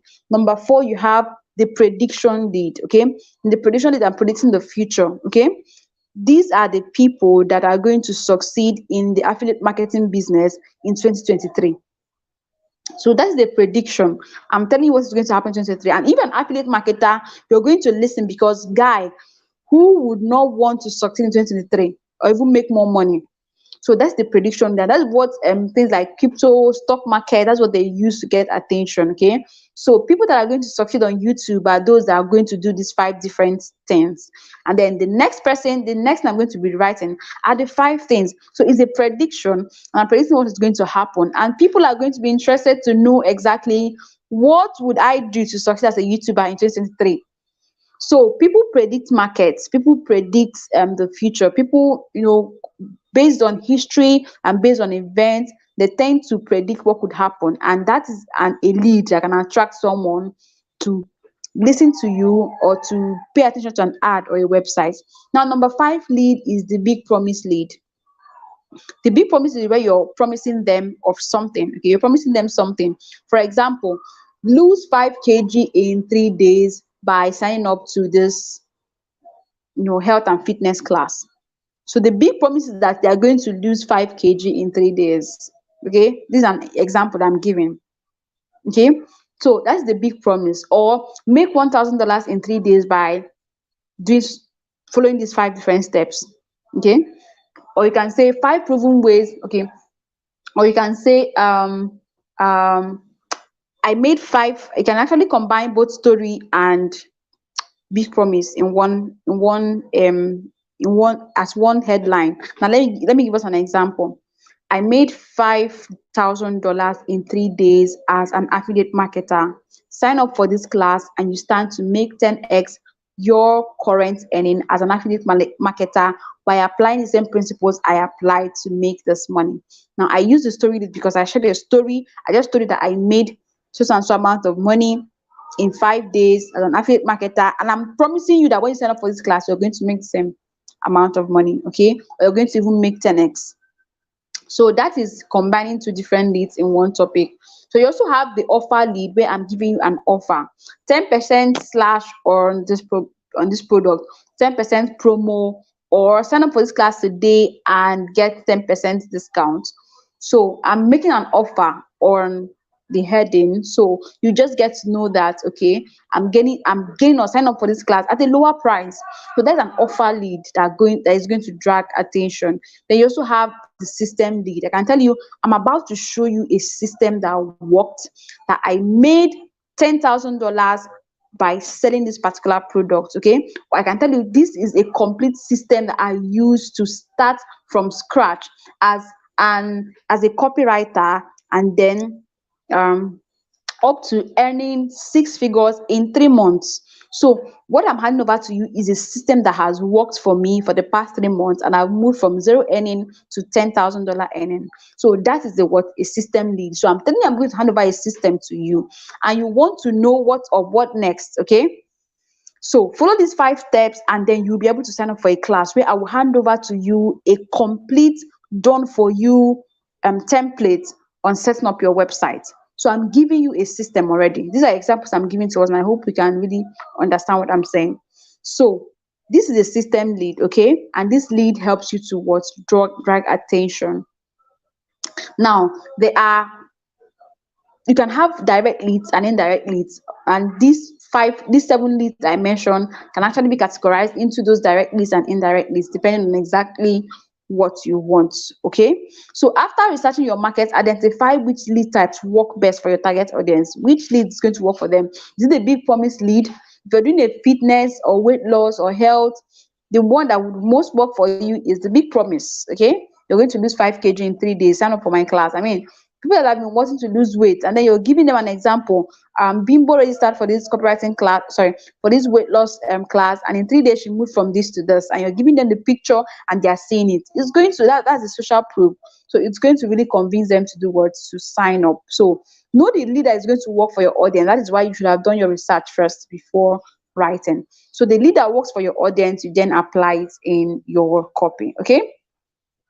So when you have decided, okay, which lead am I going to follow, you need to, just like I reminded us, write down the objections in the mind of your customers, because it's going to help you fill in the blank spaces, okay, and know exactly how to target them, how to get them. First impression matters, remember, because your headline is the first impression, okay. We all say that first impression matters, right? So your headline is the first impression that you're giving to your audience. Your hook is the first impression that you're giving to your audience. So it matters a lot. So it won't be wrong for you to spend 10 minutes, 20 minutes, 1 hour, 2 hours thinking up concrete headlines that the copy is going to carry, that will make it powerful, okay? That will make it irresistible for anyone not to just stop by and read what you have to offer. So give attention to the headline, because first impression matters. How do you want your audience to feel when they start reading that? That is why most times I write and I sleep over it. The next day, I pick it up as though it is someone else that wrote it, and I read it and I see the expression on my face reading it. I try to analyze it. I try to look at it from a second person perspective. Okay, so I don't always write things that day and then I just push it out that day. I write and then I leave it for a while. Then coming back to it is not going to, I'm not going to be reading it as though I'm the one that wrote it. I'm reading it as though someone else wrote it, and I'm trying to see, does this make sense to me? Does it have the effect I want it to have on the mind of my customers and those that are going to read it? So how do you want your customers to feel after reading? Do you want them to be excited? Do you want them to be curious? Do you want them to be afraid? Do you want them to nod in agreement? Do you want them to have a rush of dopamine? Put that together in your headline and make sure you're giving it out there. Okay, always do your research and make sure you keep it as simple as possible. Ask yourself, what will my reader feel after going through this copy? And if you have gone through it and then you don't have that feeling of what of how exactly you want your customers to feel, then you should tweak that headline again and again until you get that you know that when you say voila, like wow, this is it. Hey, until you get that feeling, don't stop tweaking that headline until you have something that is going to be attractive to your audience. So the lead is one of the most important parts of the copy, and you must make sure that you're giving it your best. Okay, now I want to give us examples of headlines that we can use. Okay, different headlines that we can use. There are 13 that would give us very, I'll just rush through it very, very quickly. 13 killer headlines that you can use. You can use the how to headline. Okay, how to headline, how to do this, how to make more money, how to start up a side hustle as a student. By this time, you've already made the research, so you already know what people are actually searching for. So you're able to then write how to. Okay, before we continue, I want to make sure we are still together and you can hear me. Give me the 7 different leads, okay, or just list out the ones you can remember, the different leads that you can use in writing your copy. Okay, I mentioned about 7 different leads that you can use, 7 different leads that you can use or you can start your copy with. So I want to hear our comments on the comment section. List them out as soon as possible. Okay, quickly, quickly, quickly. 7 different leads to start your copy with. The lead is the first thing you're starting your copy with. Okay, so I want to hear us on the comment section. What are the different leads that you can start writing your copy with? Okay, so fastest finger, let me see your comment on the comment section. Okay, ha ha ha. IJ is here already with the response. Say the secret lead, the story lead. Okay, that is the problem solution, not just the solution. Problem solution lead, then the prediction lead, the promise lead, system lead, and direct and indirect lead. Okay, I think you missed some. 2, 4, 6. There's actually one you missed. There are about 7 of them. The secret lead, the story lead, the problem solution lead, the prediction lead, the big promise lead. The big promise, not just the promise, but the big promise lead, then the system lead, then the direct and indirect lead. The direct and indirect lead are actually covering everything. Okay, Anita got it right. She added the offer lead. That's the one you missed out, IJ. Okay, so Anita is complete. The secret lead, story lead, problem solution lead, prediction lead, big promise lead, offer lead, and system lead. That is absolutely correct. Okay, that's complete, 7 of them. So these are the different leads that you applied when you are writing your copy that you can start with. Now, let me give us 13 killer headlines, 13 headlines that you can use. Okay, so number one I mentioned is what? The how to headline. How to, okay? How to start up a side hustle, how to remove dark spots from your face, how to write a copy, how to write an ebook, how to. Okay, you're welcome, Ijoma. You are most welcome. So let me hear us make a headline, write a headline with this particular killer headline of how to. Okay, let's be creative. Let me see our comments in the comment section. Give me a headline starting with how to. How to headline. How to headline. Let me be sure that we are together. Let's go. Let's go. Favor, Dory. Okay, Favor also give us a response too. Thank you so much, Favor. You gave us the complete 7. That is correct. That is correct. So it's a very interactive class. So let's begin to respond. Give me an example of a headline starting with how to. Number two, while we are waiting for our responses, number two killer headline that you can use are words that portray new or original or an unusual idea. New discovery on copywriting, new discovery on cryptocurrency, new discovery. I mean, who will see new discovery on cryptocurrency and not want to dive in, especially those of us that are into crypto? Okay. Okay, Anderson also gave a response. Anderson, you've been so active in today's class. I celebrate you. Thank you and welcome to the family. So Anderson said secret story problem solution. That is correct. Anita said how to get a flat tummy in 2 weeks. That is absolutely beautiful. Thank you. Jessica says secret lead, story lead, prediction lead, offer lead, system lead, and big promise lead. That is correct. We are all together. How to apply makeup. Okay.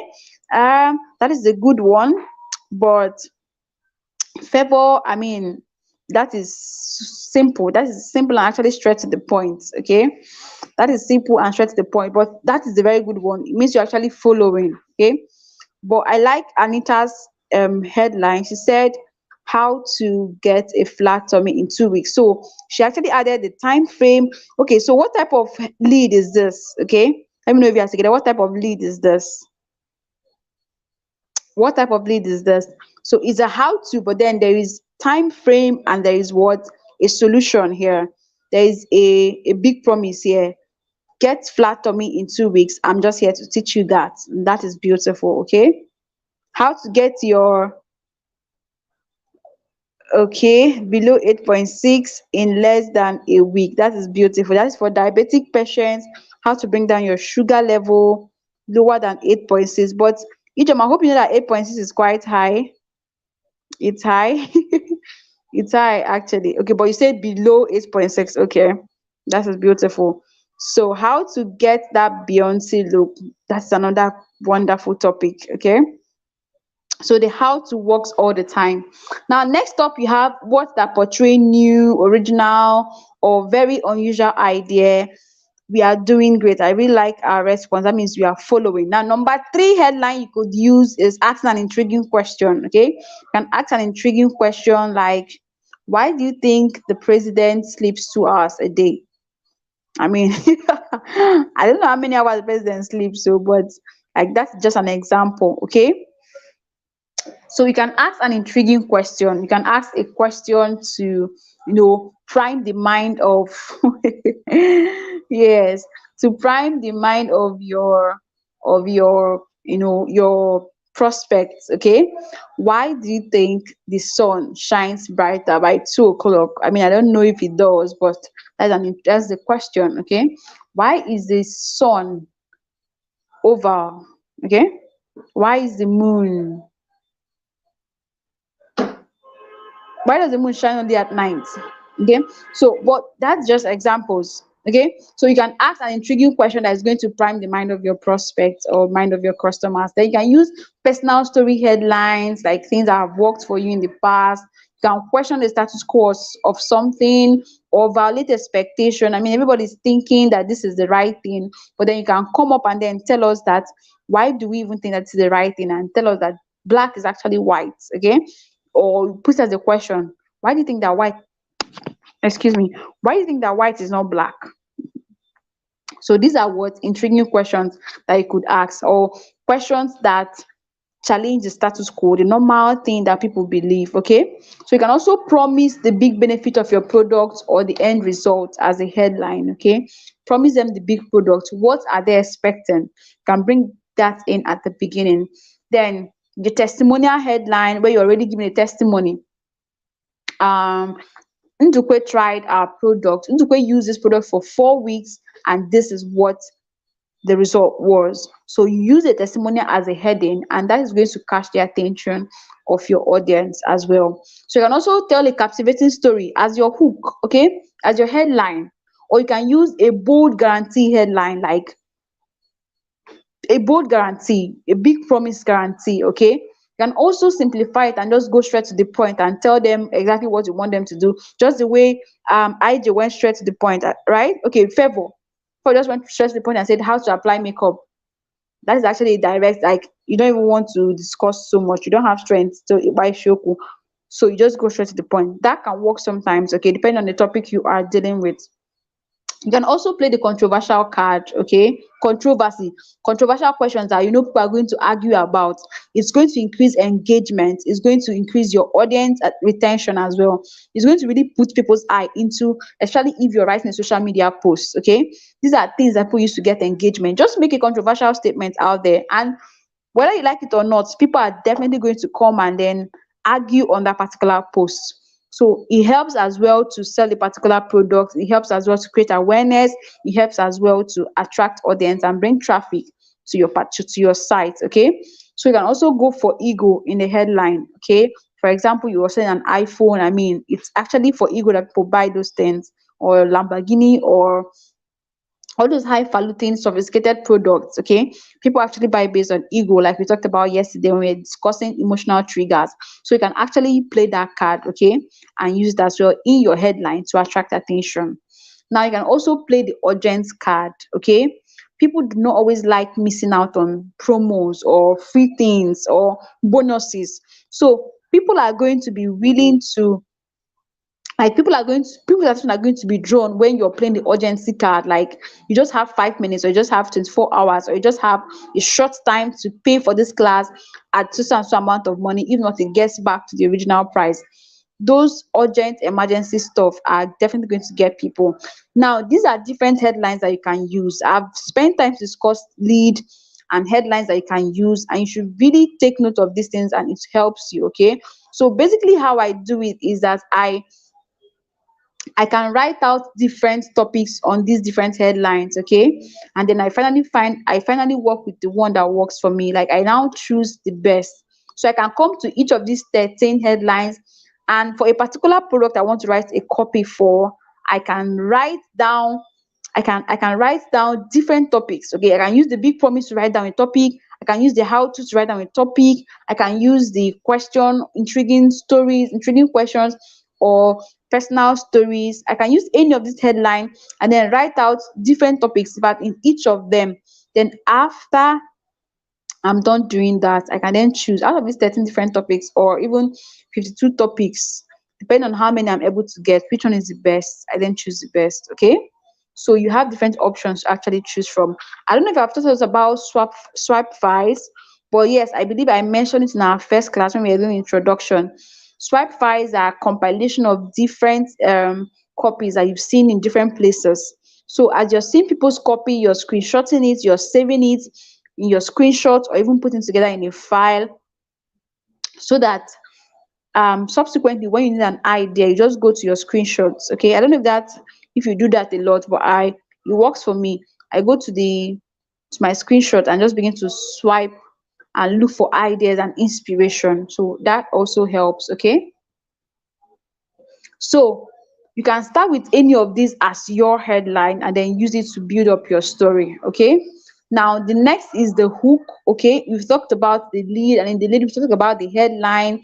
After the headline, the next thing you have there as new part of the lead is the hook. Okay, so in the hook, you're trying to hook your audience. You've already gotten their attention by using an attention grabbing headline. Okay, any of this that you feel is going to draw their attention to your post. Okay, so you've used that already, and now you want to hook them. Remember that you're not just attracting their attention to read the headline, you want them to get hooked to the copy you're writing, and you want them to read from the beginning to the end, see how much you're selling your product, see the offer you have to make, and pay for your product. Okay, all right.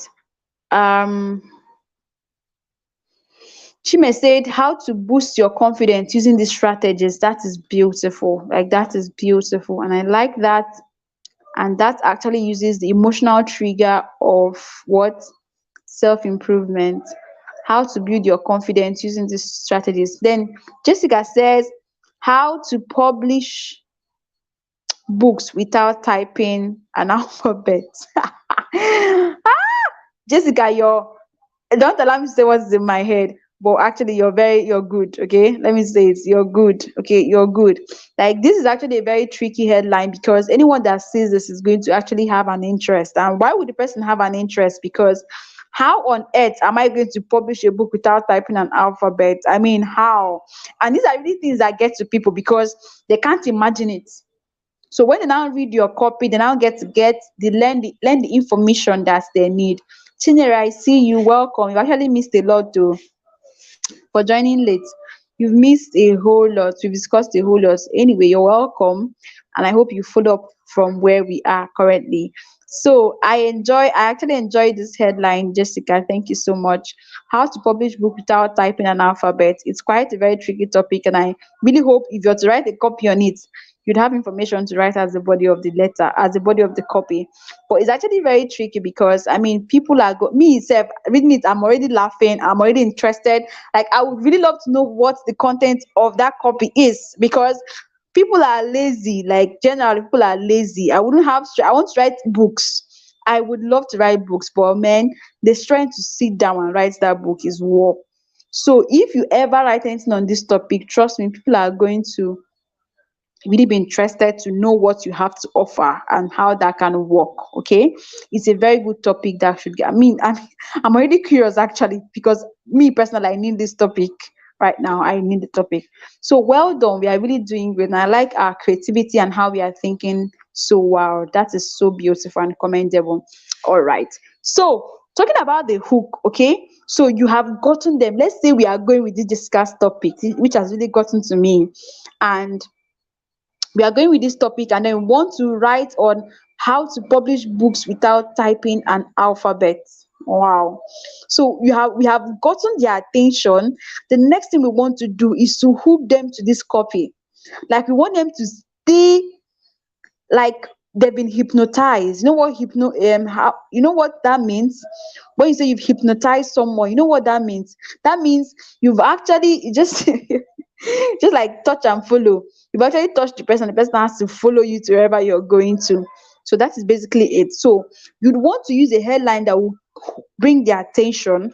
And next up, you want to use a hook that is going to glue them to your copy till they read to the end and see how much you're selling that product, and see the line of action to take and buy that product. So that's why your lead is very, very important. Okay.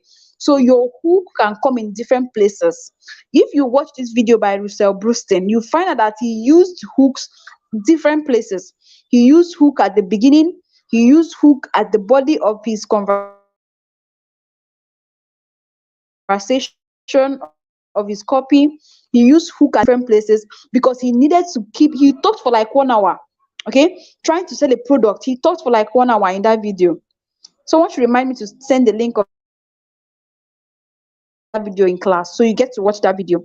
So he spent like 1 hour talking about a product, making different offers, and at those different places he used different hooks. And what are the different hooks he used? He used testimonials. He played videos of people that have used the website and how beautiful the commendations, their reviews, and he spread it out because He believed that probably if he's talking too much and there is nothing to hook my audience, they might lose. I might lose them. Okay, they might end up not listening again, and they'll get tired and then go move away or walk out. But he spread those hooks at different points in his conversation, and at each point he's sharing that hook, me, I was quite engrossed. I actually spent like 2 hours watching that video. I didn't go out, I didn't ease myself, I didn't go back to go on social media to go and check something and come back. I was just hooked that I didn't even know when 2 hours passed. Okay, so that man is someone you can actually learn a lot from about selling and about writing copies. So that is what hook does. It helps to keep your audience to your copy and make sure that they are seeing every single thing down to the call to action. So number three thing or number two thing in a copy is what the discovery story. So we are done analyzing the hook and how you can hook your sorry, we are done analyzing the lead and how you can hook your audience. Okay. Now next up is the discovery story. Now the discovery story covers the information you want to give them. Okay. Excuse me. The information you want to give them. So let's assume that we have hooked them with this topic, how to publish books without typing an alphabet. And then we use a hook, okay? And let's say we use a testimonial as a hook, okay? Jessica, a 15-year-old student who is very, very busy and does not have time to write books, have been nudging this idea to write different books. And by following the steps that I'm going to share with you in this copy or in this post, by applying this principle, Jessica was able to produce 3 different ebooks in 2 days. Now that is a hook, okay? We've used a story. We just told them that you can publish a book without typing an alphabet. And we went further to give them another hook. We now went further to hook them by telling them that Jessica, or let's use another name, that who again is here, that Ijoma tried the principles that we are going to be sharing with them in this copy, and she was able to write 3 different ebooks in 2 days without typing an alphabet. So that consolidates again that we are not just writing this headline because we want to entice you, but we are sure that it has worked for somebody. Okay, so that is where your hook comes in. So we have hooked them. Now the discovery story is that you're not giving them a hint of what exactly you're discussing or you want to sell to them. Okay, you're giving them an idea. Okay, so we can now come in there and tell them that 3 years ago I met a girl called Ijoma, and then she had been struggling on. We now break down the story and then list out, we met, and then this is the first step I recommended, and she did this. So we now give what the discovery story. We now list out what some of the things that Ijoma did that made her write an ebook, okay, without typing an alphabet. Now the next step is what? The unique mechanism. Okay, so we now bring in the unique mechanism. We can find out a big idea about those steps. Okay, now let's assume that we are trying to sell a class. We are trying to sell, let's say we are trying to even sell an ebook, or we are trying to sell a class where we are going to be teaching people how to write an ebook without typing an alphabet. Okay, and we want them to sign up for that class. Remember, that's our focus. Let's use for example. So we've given them the headline, we've given them the hook, and we've told them the story of what Jessica did, how Jessica had been struggling, how she has had ideas on different books to write, and then she met me 2 months ago, and I shared with her so and so 3 different steps, and then she applied it and she began to see results. And I listed the different books that Jessica had written, and I go and even tell you this is our website, go and check it out to confirm if I'm saying the truth or not. And then I bring in the unique mechanism and tell you that this is not just about Jessica alone. Sorry, this is not just about IJ alone, Ijoma alone, that there are so and so other persons that have applied this principle. And specifically, I can now bring in one of the principles and tell you that this is what they did. I introduced this particular app to them, and they began to, I list out the app, okay? I write out the app and tell them this is the app they applied or they used, and they were able to write. I'm trying to sell my class by giving them simple hints, okay? I'm not going to share with them every single thing that Jessica did, sorry, that IJ did, but I'm going to just give them hints that I know they never knew. Okay, so that could be my unique mechanism. But depending on the product you're selling, make sure you have a unique mechanism. What is the big idea about your product that is making your product stand out? Okay, what is the beauty of that skincare product that other products do not have? Is the product smooth in the skin? Is it soft to touch? Does it also hydrate the face? That's why you must do your research. Like, this thing comes from research. But just have these different templates in mind so you know exactly where each of them comes in. I believe you understand what I'm saying. Okay, I really believe you understand what I'm saying, because if you don't understand, I will have to repeat myself. I really want us to understand. Okay, so if you understand, say something in the comment section so I know you're with me. So you really have to do your research and find out the unique thing about your product that you can use as a selling point. Maybe you found out about that product that people are always complaining that all these skincare products to dry out their skin will become so dry, and then even in Hamatan season, it's even worse because it begins to cause more blisters on their face. And then you find that virtually every product, people complain about that. And then you're trying to sell a product, and then you know that that product does not do that. Okay, your product does not dry up the skin. It actually hydrates the skin because there's a hydrating agent inside the product. That could be your selling point. That could be your big idea. Okay, that could be the major thing you focus on, that you know that there's no that product that does what my product do. Okay, there's no that product that do the same thing, and so you focus on that, pick out that big idea and emphasize on it so much, so people's objections will be handled. Okay, so that is your unique mechanism. Pick that out and then bring in that in your story, or bring that in your copy. Now the next thing is that you show a proof. I'm going to give us samples. This I'm just explaining to us to tell us what is involved. Okay, Chinwe understands, James understands. That is beautiful. This is me breaking down the different building blocks. But for those of us in my copywriting class, I'm going to be giving us samples. I'm going to be snapping different copies that both the ones I have written and other people have written, the ones in different websites. During our Saturday practical class, I'm going to be sharing those things with us, so we get to see these things and how it works. Okay, so it won't just be me saying things verbal, I'm just giving us examples. I will give us the structure of the different, how they apply these different building blocks in the different copies I'm going to be sharing with us, and how it worked for them. Okay, so next up, you now have your proof session. So just make sure you understand these fundamentals first, so that when we're not asking questions in class, or when I'm throwing out those copies out there, you already know that, okay, this is what a social proof is, this is what a hook is, this is this, and this is that. All right. So for those of us that are not in my copywriting class, if you want to join the class, it's not too late, even though we've already done quite a lot, but we can always help you recap. Okay, and send the lessons directly to your phone, to your DM. Okay, so if you want to register, do well to send a message to faithmbasi@gmail.com, faithmbasi@gmail.com.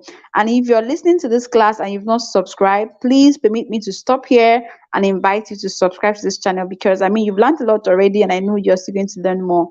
So do well to subscribe and share this link, guys. Share this link. Like, this link is not just supposed to be for you alone.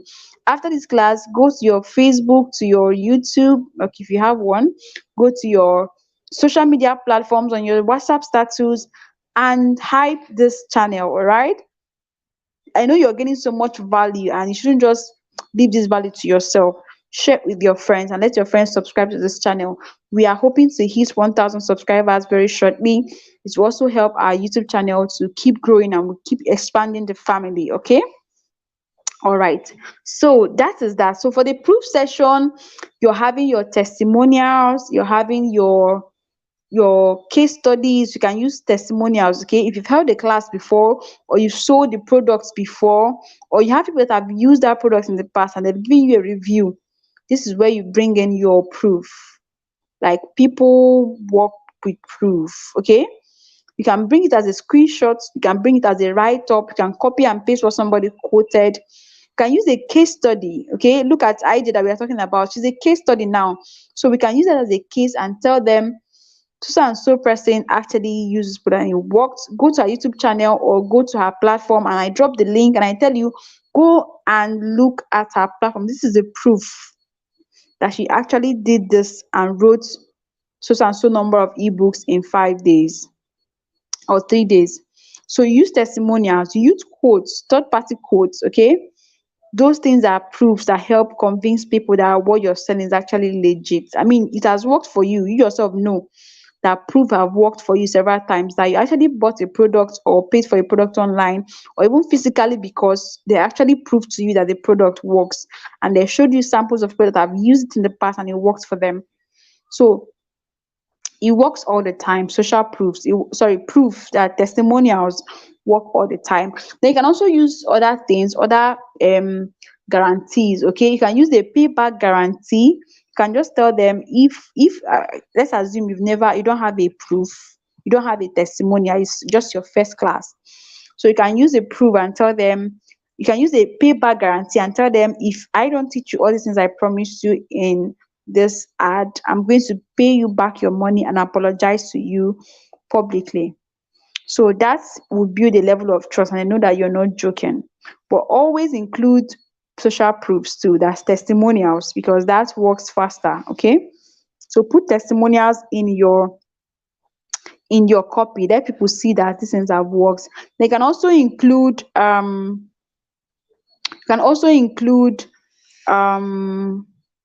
okay, I've mentioned payback guarantee, I've mentioned social proof and testimonials, screenshots, case studies, include all that, okay, in your copy. It helps a lot. It helps a lot.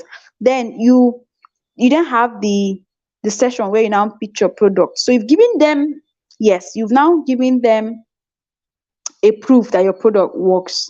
Next up, you'd have to sell your product then. Okay. Remember, at this point, you've not even told them you're selling anything. You've not even told them to buy anything. You've not even told them how much you're selling.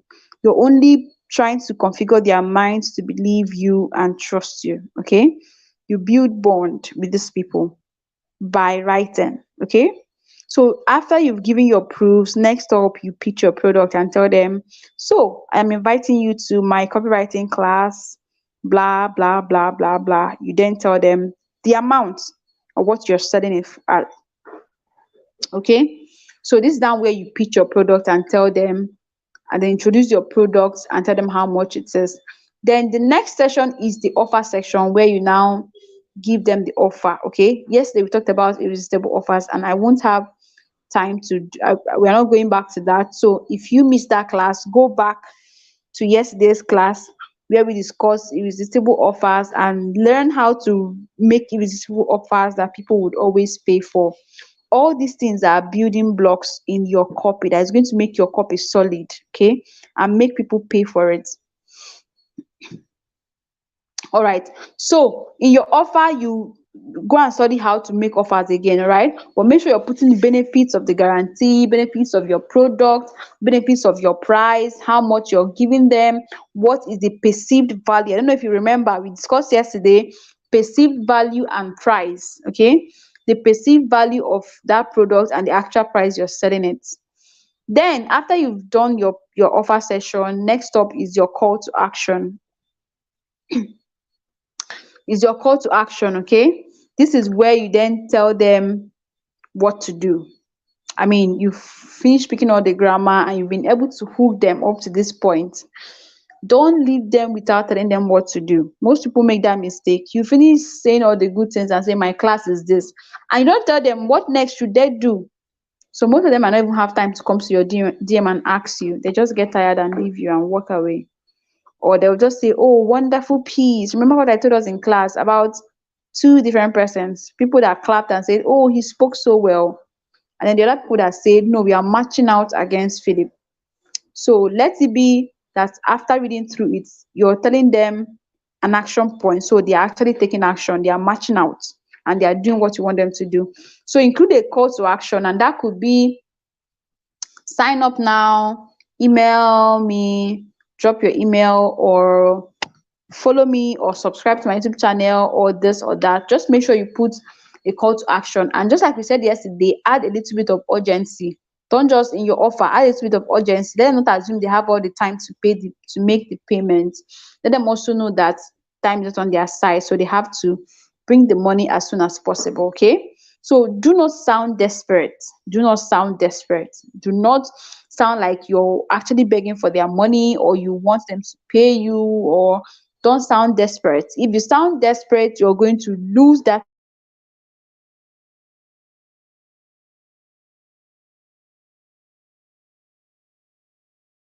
sell, and the person will not come back. So let the person see that he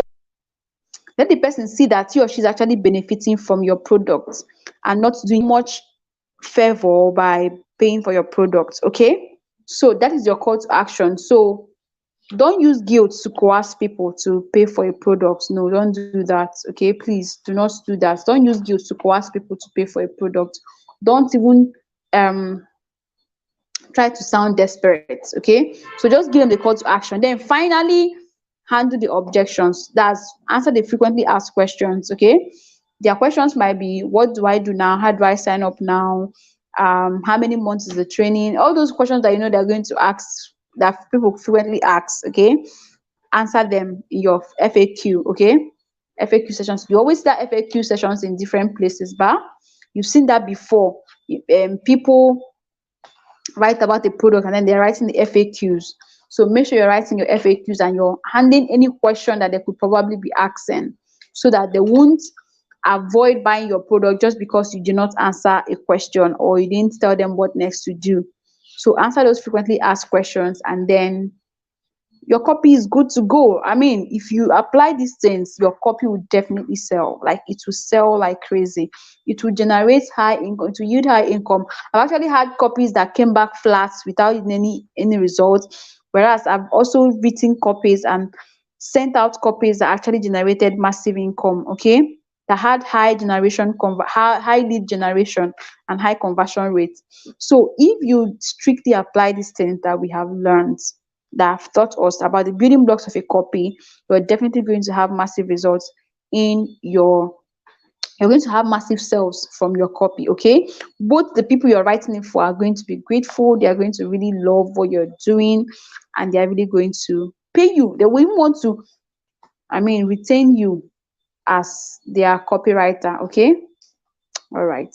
So before we go into the last thing we have for the night, because I'm really going to combine with, I told us we are dealing with 5 different topics, and we've done 3, and we just have 2 more, which are very, very short. Okay, so I'm just going to compress those 2 other things we have. Personally, I'm really stressed out. So but then before we get to that last part, I want to know if we follow through this one we discussed. What are the building blocks of a copy? Okay, let me see us list them out on the comment section. The other thing we're supposed to deal with as well today is how to write sales copy, art copy, email copy, landing pages. All those things have peculiarities, but the building block we've talked about are the basic building blocks that every copy has. Okay, you must have your lead, you must have all those other things we mentioned, down to your call to action and frequently asked questions. But each of these individualized copy have their peculiarities. They have things that are particular to them. An email copy has its own peculiarity and things you must focus on. And time will not permit me to go in depth into that. But what we are going to do is, when we are now discussing on Saturday, when I'm giving us samples and we are doing practicals and answering questions, I will then strictly tell us how to identify or how to write a copy, or sales copy, a landing page copy. I'll just tell us the peculiarities with each of these copies. Okay, so we take care of that when we are doing the practicals, because it's something we need to be seeing examples. I'm going to be giving us screenshots of different email copies, different ad copies. So we are going to be seeing the difference and what has worked for people over time. Okay, so that's when I'm going to be telling all the differences. Okay, of in the 4 different copies I listed out. Meanwhile, the building blocks we just talked about now are the fundamentals. Like, every single copy follows that particular principle. Okay, so that they are the fundamentals and the building blocks of every effective and high converting copy. So let me hear our comments on the comment section. We are calling it a night already. Okay, we just have 2 powerful things to look at very quickly. In the next 5 to 10 minutes we should be out of here. So let me hear our comments on the comment section. What are the different building blocks? What are the building blocks of a high converting copy, of an effective copy? What are the building blocks? I mean, I gave us 10 of them, and I'm hoping to have us give me back to 10 of them, so I'll know that we are not tired. Okay, I know we probably are tired because we've tried for the 9. This is almost 2 hours, but I want to be sure we are still hearing. So if you have reached saturation point, we'll call it the 9th. Okay. I know back then in school we used to have like 3 hours, 4 hours, 5 hours lecture, and we are still sitting and even copying notes and writing. This is cool. This is learning. We just have to do it. Okay.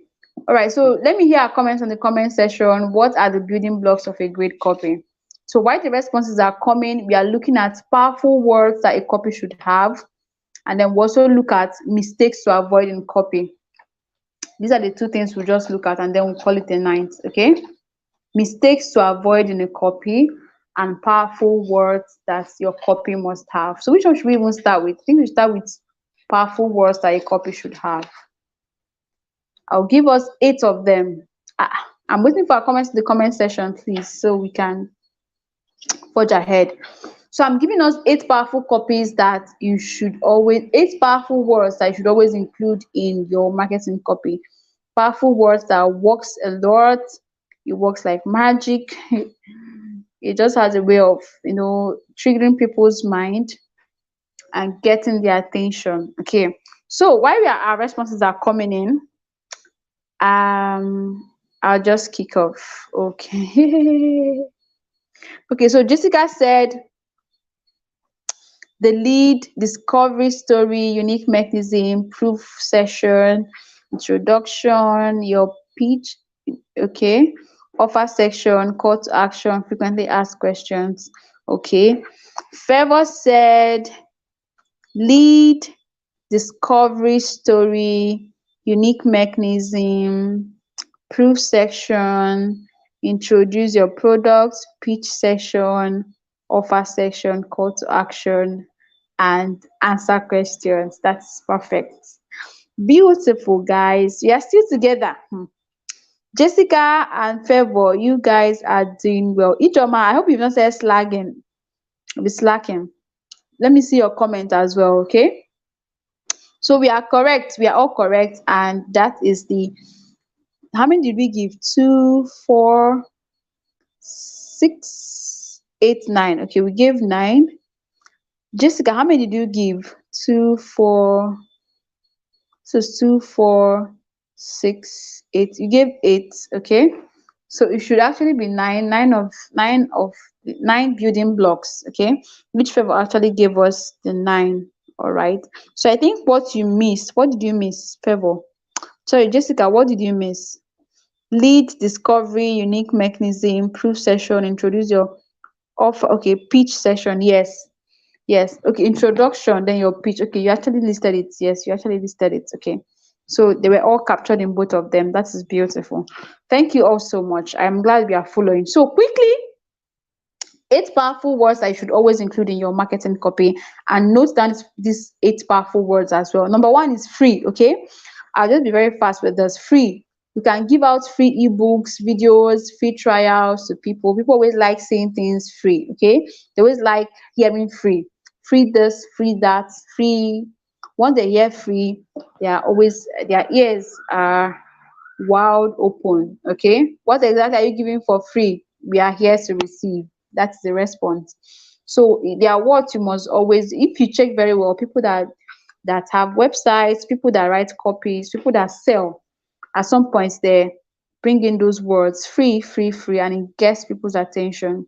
So you can give free ebooks to people, okay, to get your initial funnel. Then when they come, you can then upsell by selling more things to them. So that is basically how that works. Number 2 powerful word you should always use is new. Okay. For example, check out this newly improved beauty product.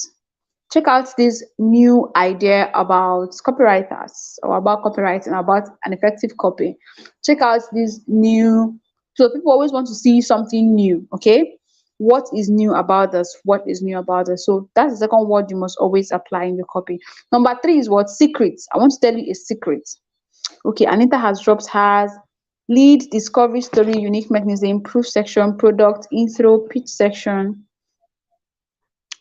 product intro, pitch section, offer, Call to action, frequently ask questions. That is correct. Thank you, Anita. That is beautiful. You are correct, like totally correct. Okay. So, eight powerful words I should always use. We've mentioned what? Free. Number two, we've mentioned what? New. Okay. Number three, we've mentioned what? Secret. I want to tell you a secret. Secret to success. That's why secret to success always, like, even though it's a cliche now, but we know then it's sold. Like, secret to success, secret to making your first dollar, secret to this, secret to that. People always want to hear secrets. Okay, I'd like to tell you a secret. So that's number three word you should always use. Number four is what? Now. Okay, always don't wait for people. Don't tell people subscribe, follow me, like my posts, sign up. Always include that noun there. Okay, it puts a sense of urgency. It's not bad to tell people to do it and do it now. So subscribe now, call us now, order now. You see that a lot in different places. People use that. Okay, then you have promo. Number five word, promo. People always like seeing that. Okay, we are doing a new month promo, we are doing an Ember month promo, we are doing a December promo, September promo, promo. People always want to know what is this promo for. Okay, especially if you already have an audience that are following you and they see promo, they know that okay, this tested and trusted person is doing a promo, and I might just want to key into that.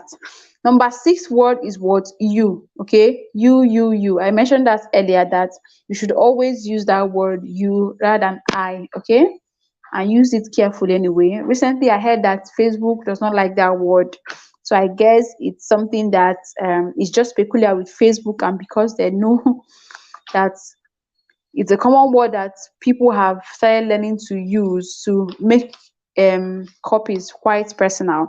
But this does not apply to writing copy. If you're writing copy for people and you're trying to sell something to them, always use that word you. Okay, I always use it in Facebook. I don't know, Facebook has never banned me from doing that, but I just overheard from a friend recently that Facebook is particular about that word.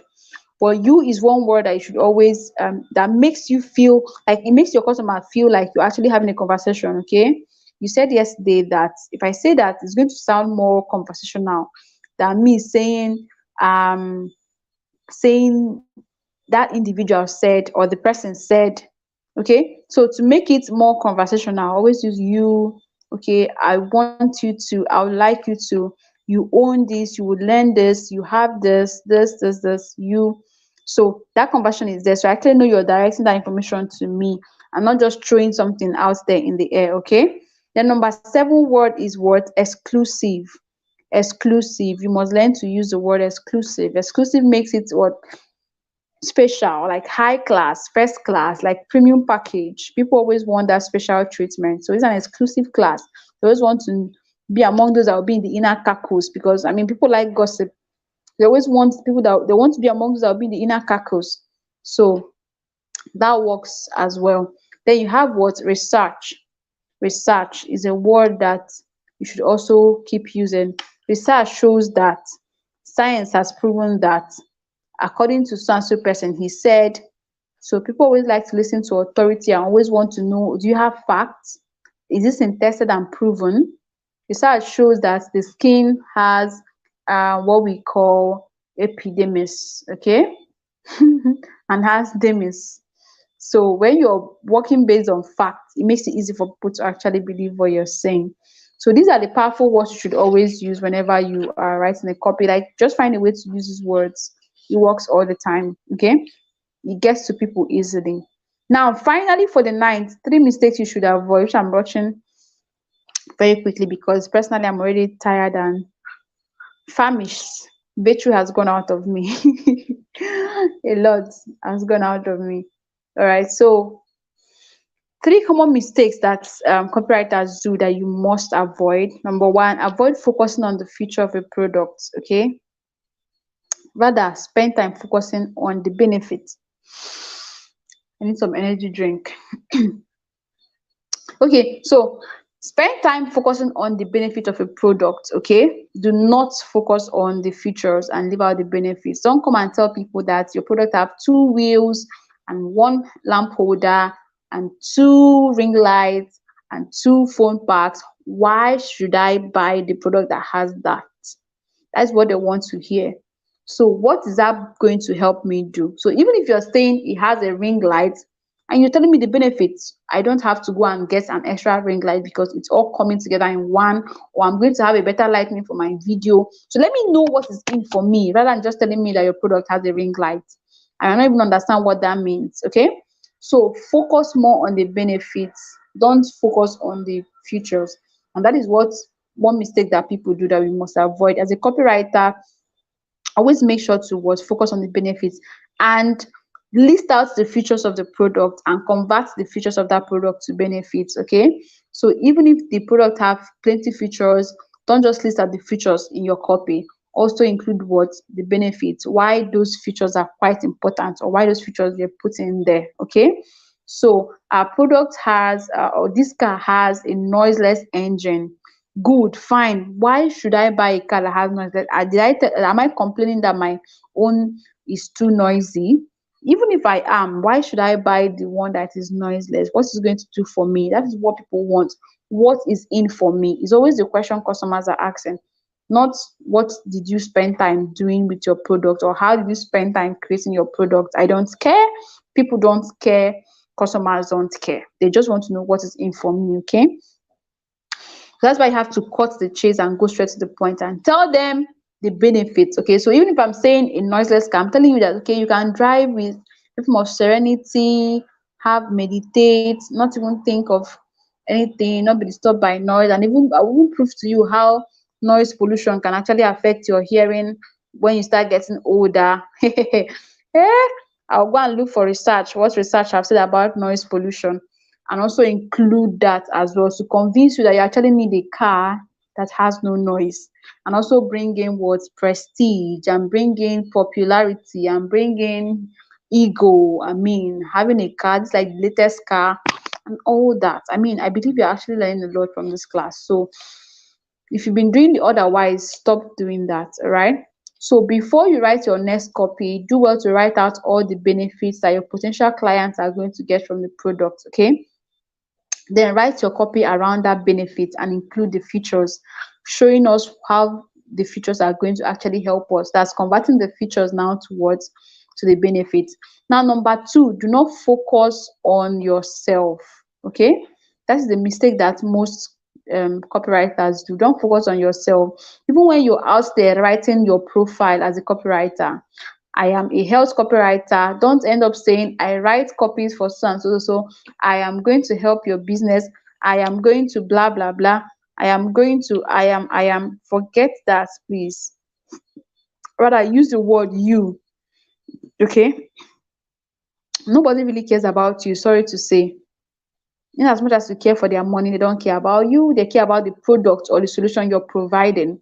So that's why you have to leave the I, the selfish part. Okay, stop saying I, and start using what you. You're going to learn how to. Okay, you're going to gain this from my working with you. Your business is going to scale. Using my copy, you're going to scale your business 10x and start making more profits. Like, I don't know if you understand. So you're listing out the benefits for them. So focus on them and not what's you. Focus on your customers and not on yourself. Okay. Now, number three mistakes that people make is not building enough credibility and trust. As a copywriter, you need to build credibility. Like, your customers need to start trusting you. If they don't trust you, they will not pay you. Like, seriously. This KLT, I don't know, have I thought of KLT formula? No, I have not. I'll just throw a little light on it since we are talking about trust. KLT formula, it's something that's going to help you sell more to your audience. Okay. So don't just sell to audience and then come today, disappear tomorrow, come today, disappear tomorrow. You need to build credibility and trust. Your audience need to trust you. They need to believe in you. They need to know that you're worthy to be trusted. They need to know that you're credible. They need to know that you have content, you have value, you have their interests.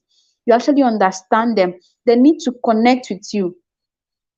Once your audience connects with you, it's going to be very, very easy for them to patronize you and buy from you. So please do well to connect with your audience. Now, I'll be teaching us 12 strategies finally before we close. Let me teach us 12 strategies on how to build trust and credibility, okay, to make more sales. And this is definitely going to work for you when you're selling both online or offline. And make sure you apply these principles. While we go into that, let me know in the comment section what are the 8 powerful words that I said you must use when you're selling, and what are the 3 mistakes I said you must avoid. Let me hear a comment in the comment section while I keep sharing finally the 12 strategies that you have to use to building trust and getting more sales. Okay, there's what we call the KLT formula: know, like, and trust. And this formula is used by copywriters and also by marketers. Basically, what it means is that you'd have to get your audience to know you, that's the K, like you, that's the L, and then trust you, that's the T. And it's going to help you to convert those audience you have on your social media platform to potential what clients that are going to pay you for your work. Okay, all right.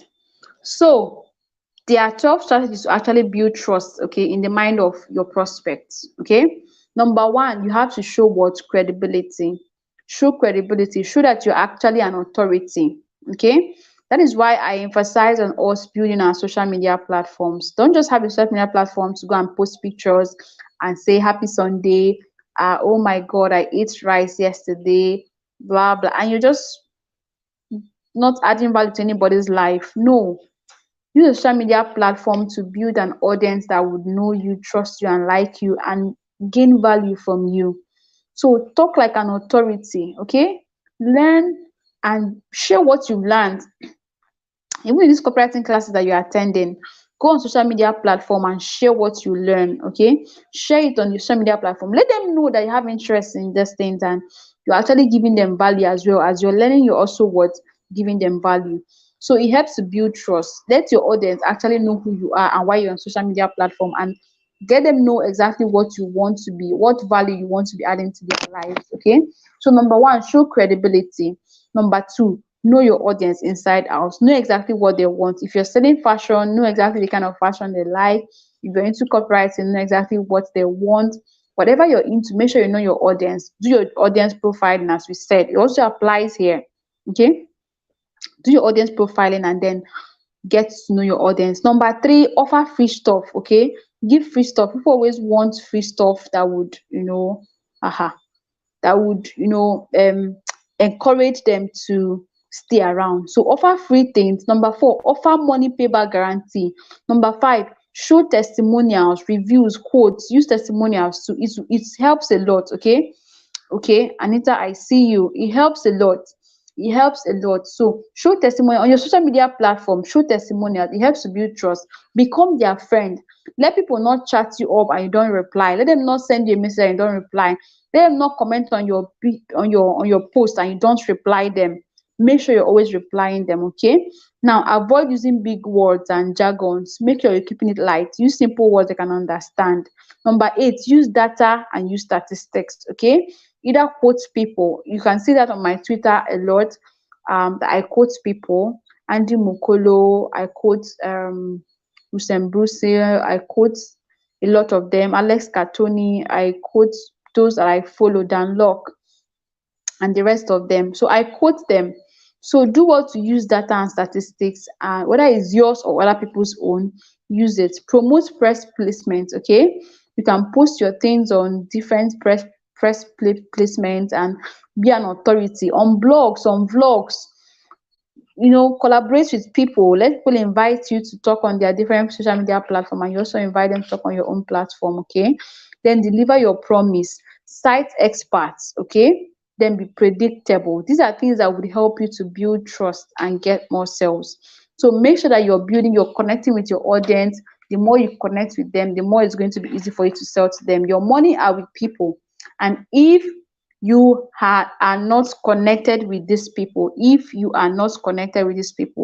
they will find it difficult to pay you for your product. So connect with them, build credibility and trust, and you definitely make more sales. Okay, so Anita says 8 powerful words: free new secret promo, you exclusive research, and now. Wow, I'm glad they're really picking these things.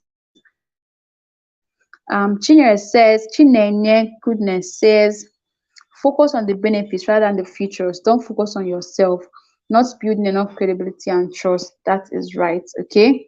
So Anita gave us the powerful words, and Chinenye gave us what you should avoid. Focus on the benefits, not on yourself. Okay. Sorry, focus on the benefits and not on the features.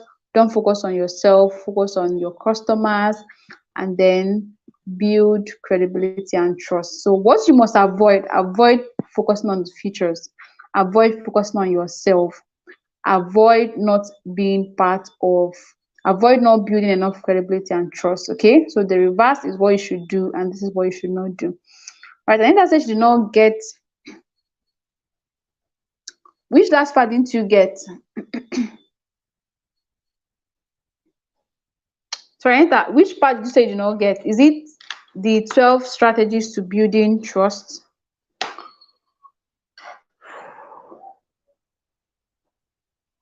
Let me know the part you don't get, so quickly round off. Okay, we've already gone 2 hours and I'm so famished, but I'm glad that we've been able to make up for the classes we have lost. By Saturday we should finally make up for the other class, for the last week Saturday class we missed, and then combine it with this week's Saturday class. So we are done making up for the classes, so our live videos are not going to be as long as this anymore, and I'm really excited that we've been able to cover up, and I'm able to keep to my promise and able to teach us everything that I promised us I'm going to teach us. Okay, so I'm excited about that. Okay, so Anita says, okay, the 12 strategies. Okay, I said number one, show credibility. Okay, be an authority. Okay, be an authority, show that you're an authority, talk as one who has authority. Number two, know your audience inside out. Okay, make sure you know your audience and you've done your research. Number three, offer free stuff. Are you still with me? Number four, offer money payback guarantee. Okay. Five, show testimonials, like use reviews, quotes. They help connect you with your audience. Number six, become their friend. Okay. Become a friend to your audience. Reply their comments on your posts. Chat them up, reply their messages, connect with them. Avoid number seven, avoid using big words and jargons. Make sure you keep it light. Okay. Number eight, use data and strategies and statistics rather. Number nine, promote press placements. 10, cite experts in your posts and social media platform, so they also know that you're actually learning from great people. Then number 11, deliver on your promise. And finally, be predictable. These are the 12 strategies, okay, for building trust and getting more sales. So I believe you've learned a lot from this class, and we've actually spent a lot of time, and I'm really excited that we've learned a lot. One, I'm also excited that I've been able to cover up the topics we said we are going to cover up, both last week and this week's topic. So Saturday is the final day where we actually round off every other thing about that we have actually missed out, so that by next week we're not keeping up with the pace, like we are keeping up with what we already agreed to do. So I am excited that we have finally come to the end of this class, and I hope you learned a lot. Thank you all so much. I'm really famished. I have to go and rest. God bless us abundantly. I'll see us in the next class. Thank you, Anita. Thank you, everyone that stayed to this point. Thank you, Favor, Jessica, Ijoma, Lawrence, everyone. James, Goodness, I see you. Thank you so much. Let's do have a wonderful night. All right. All right, guys. Bye.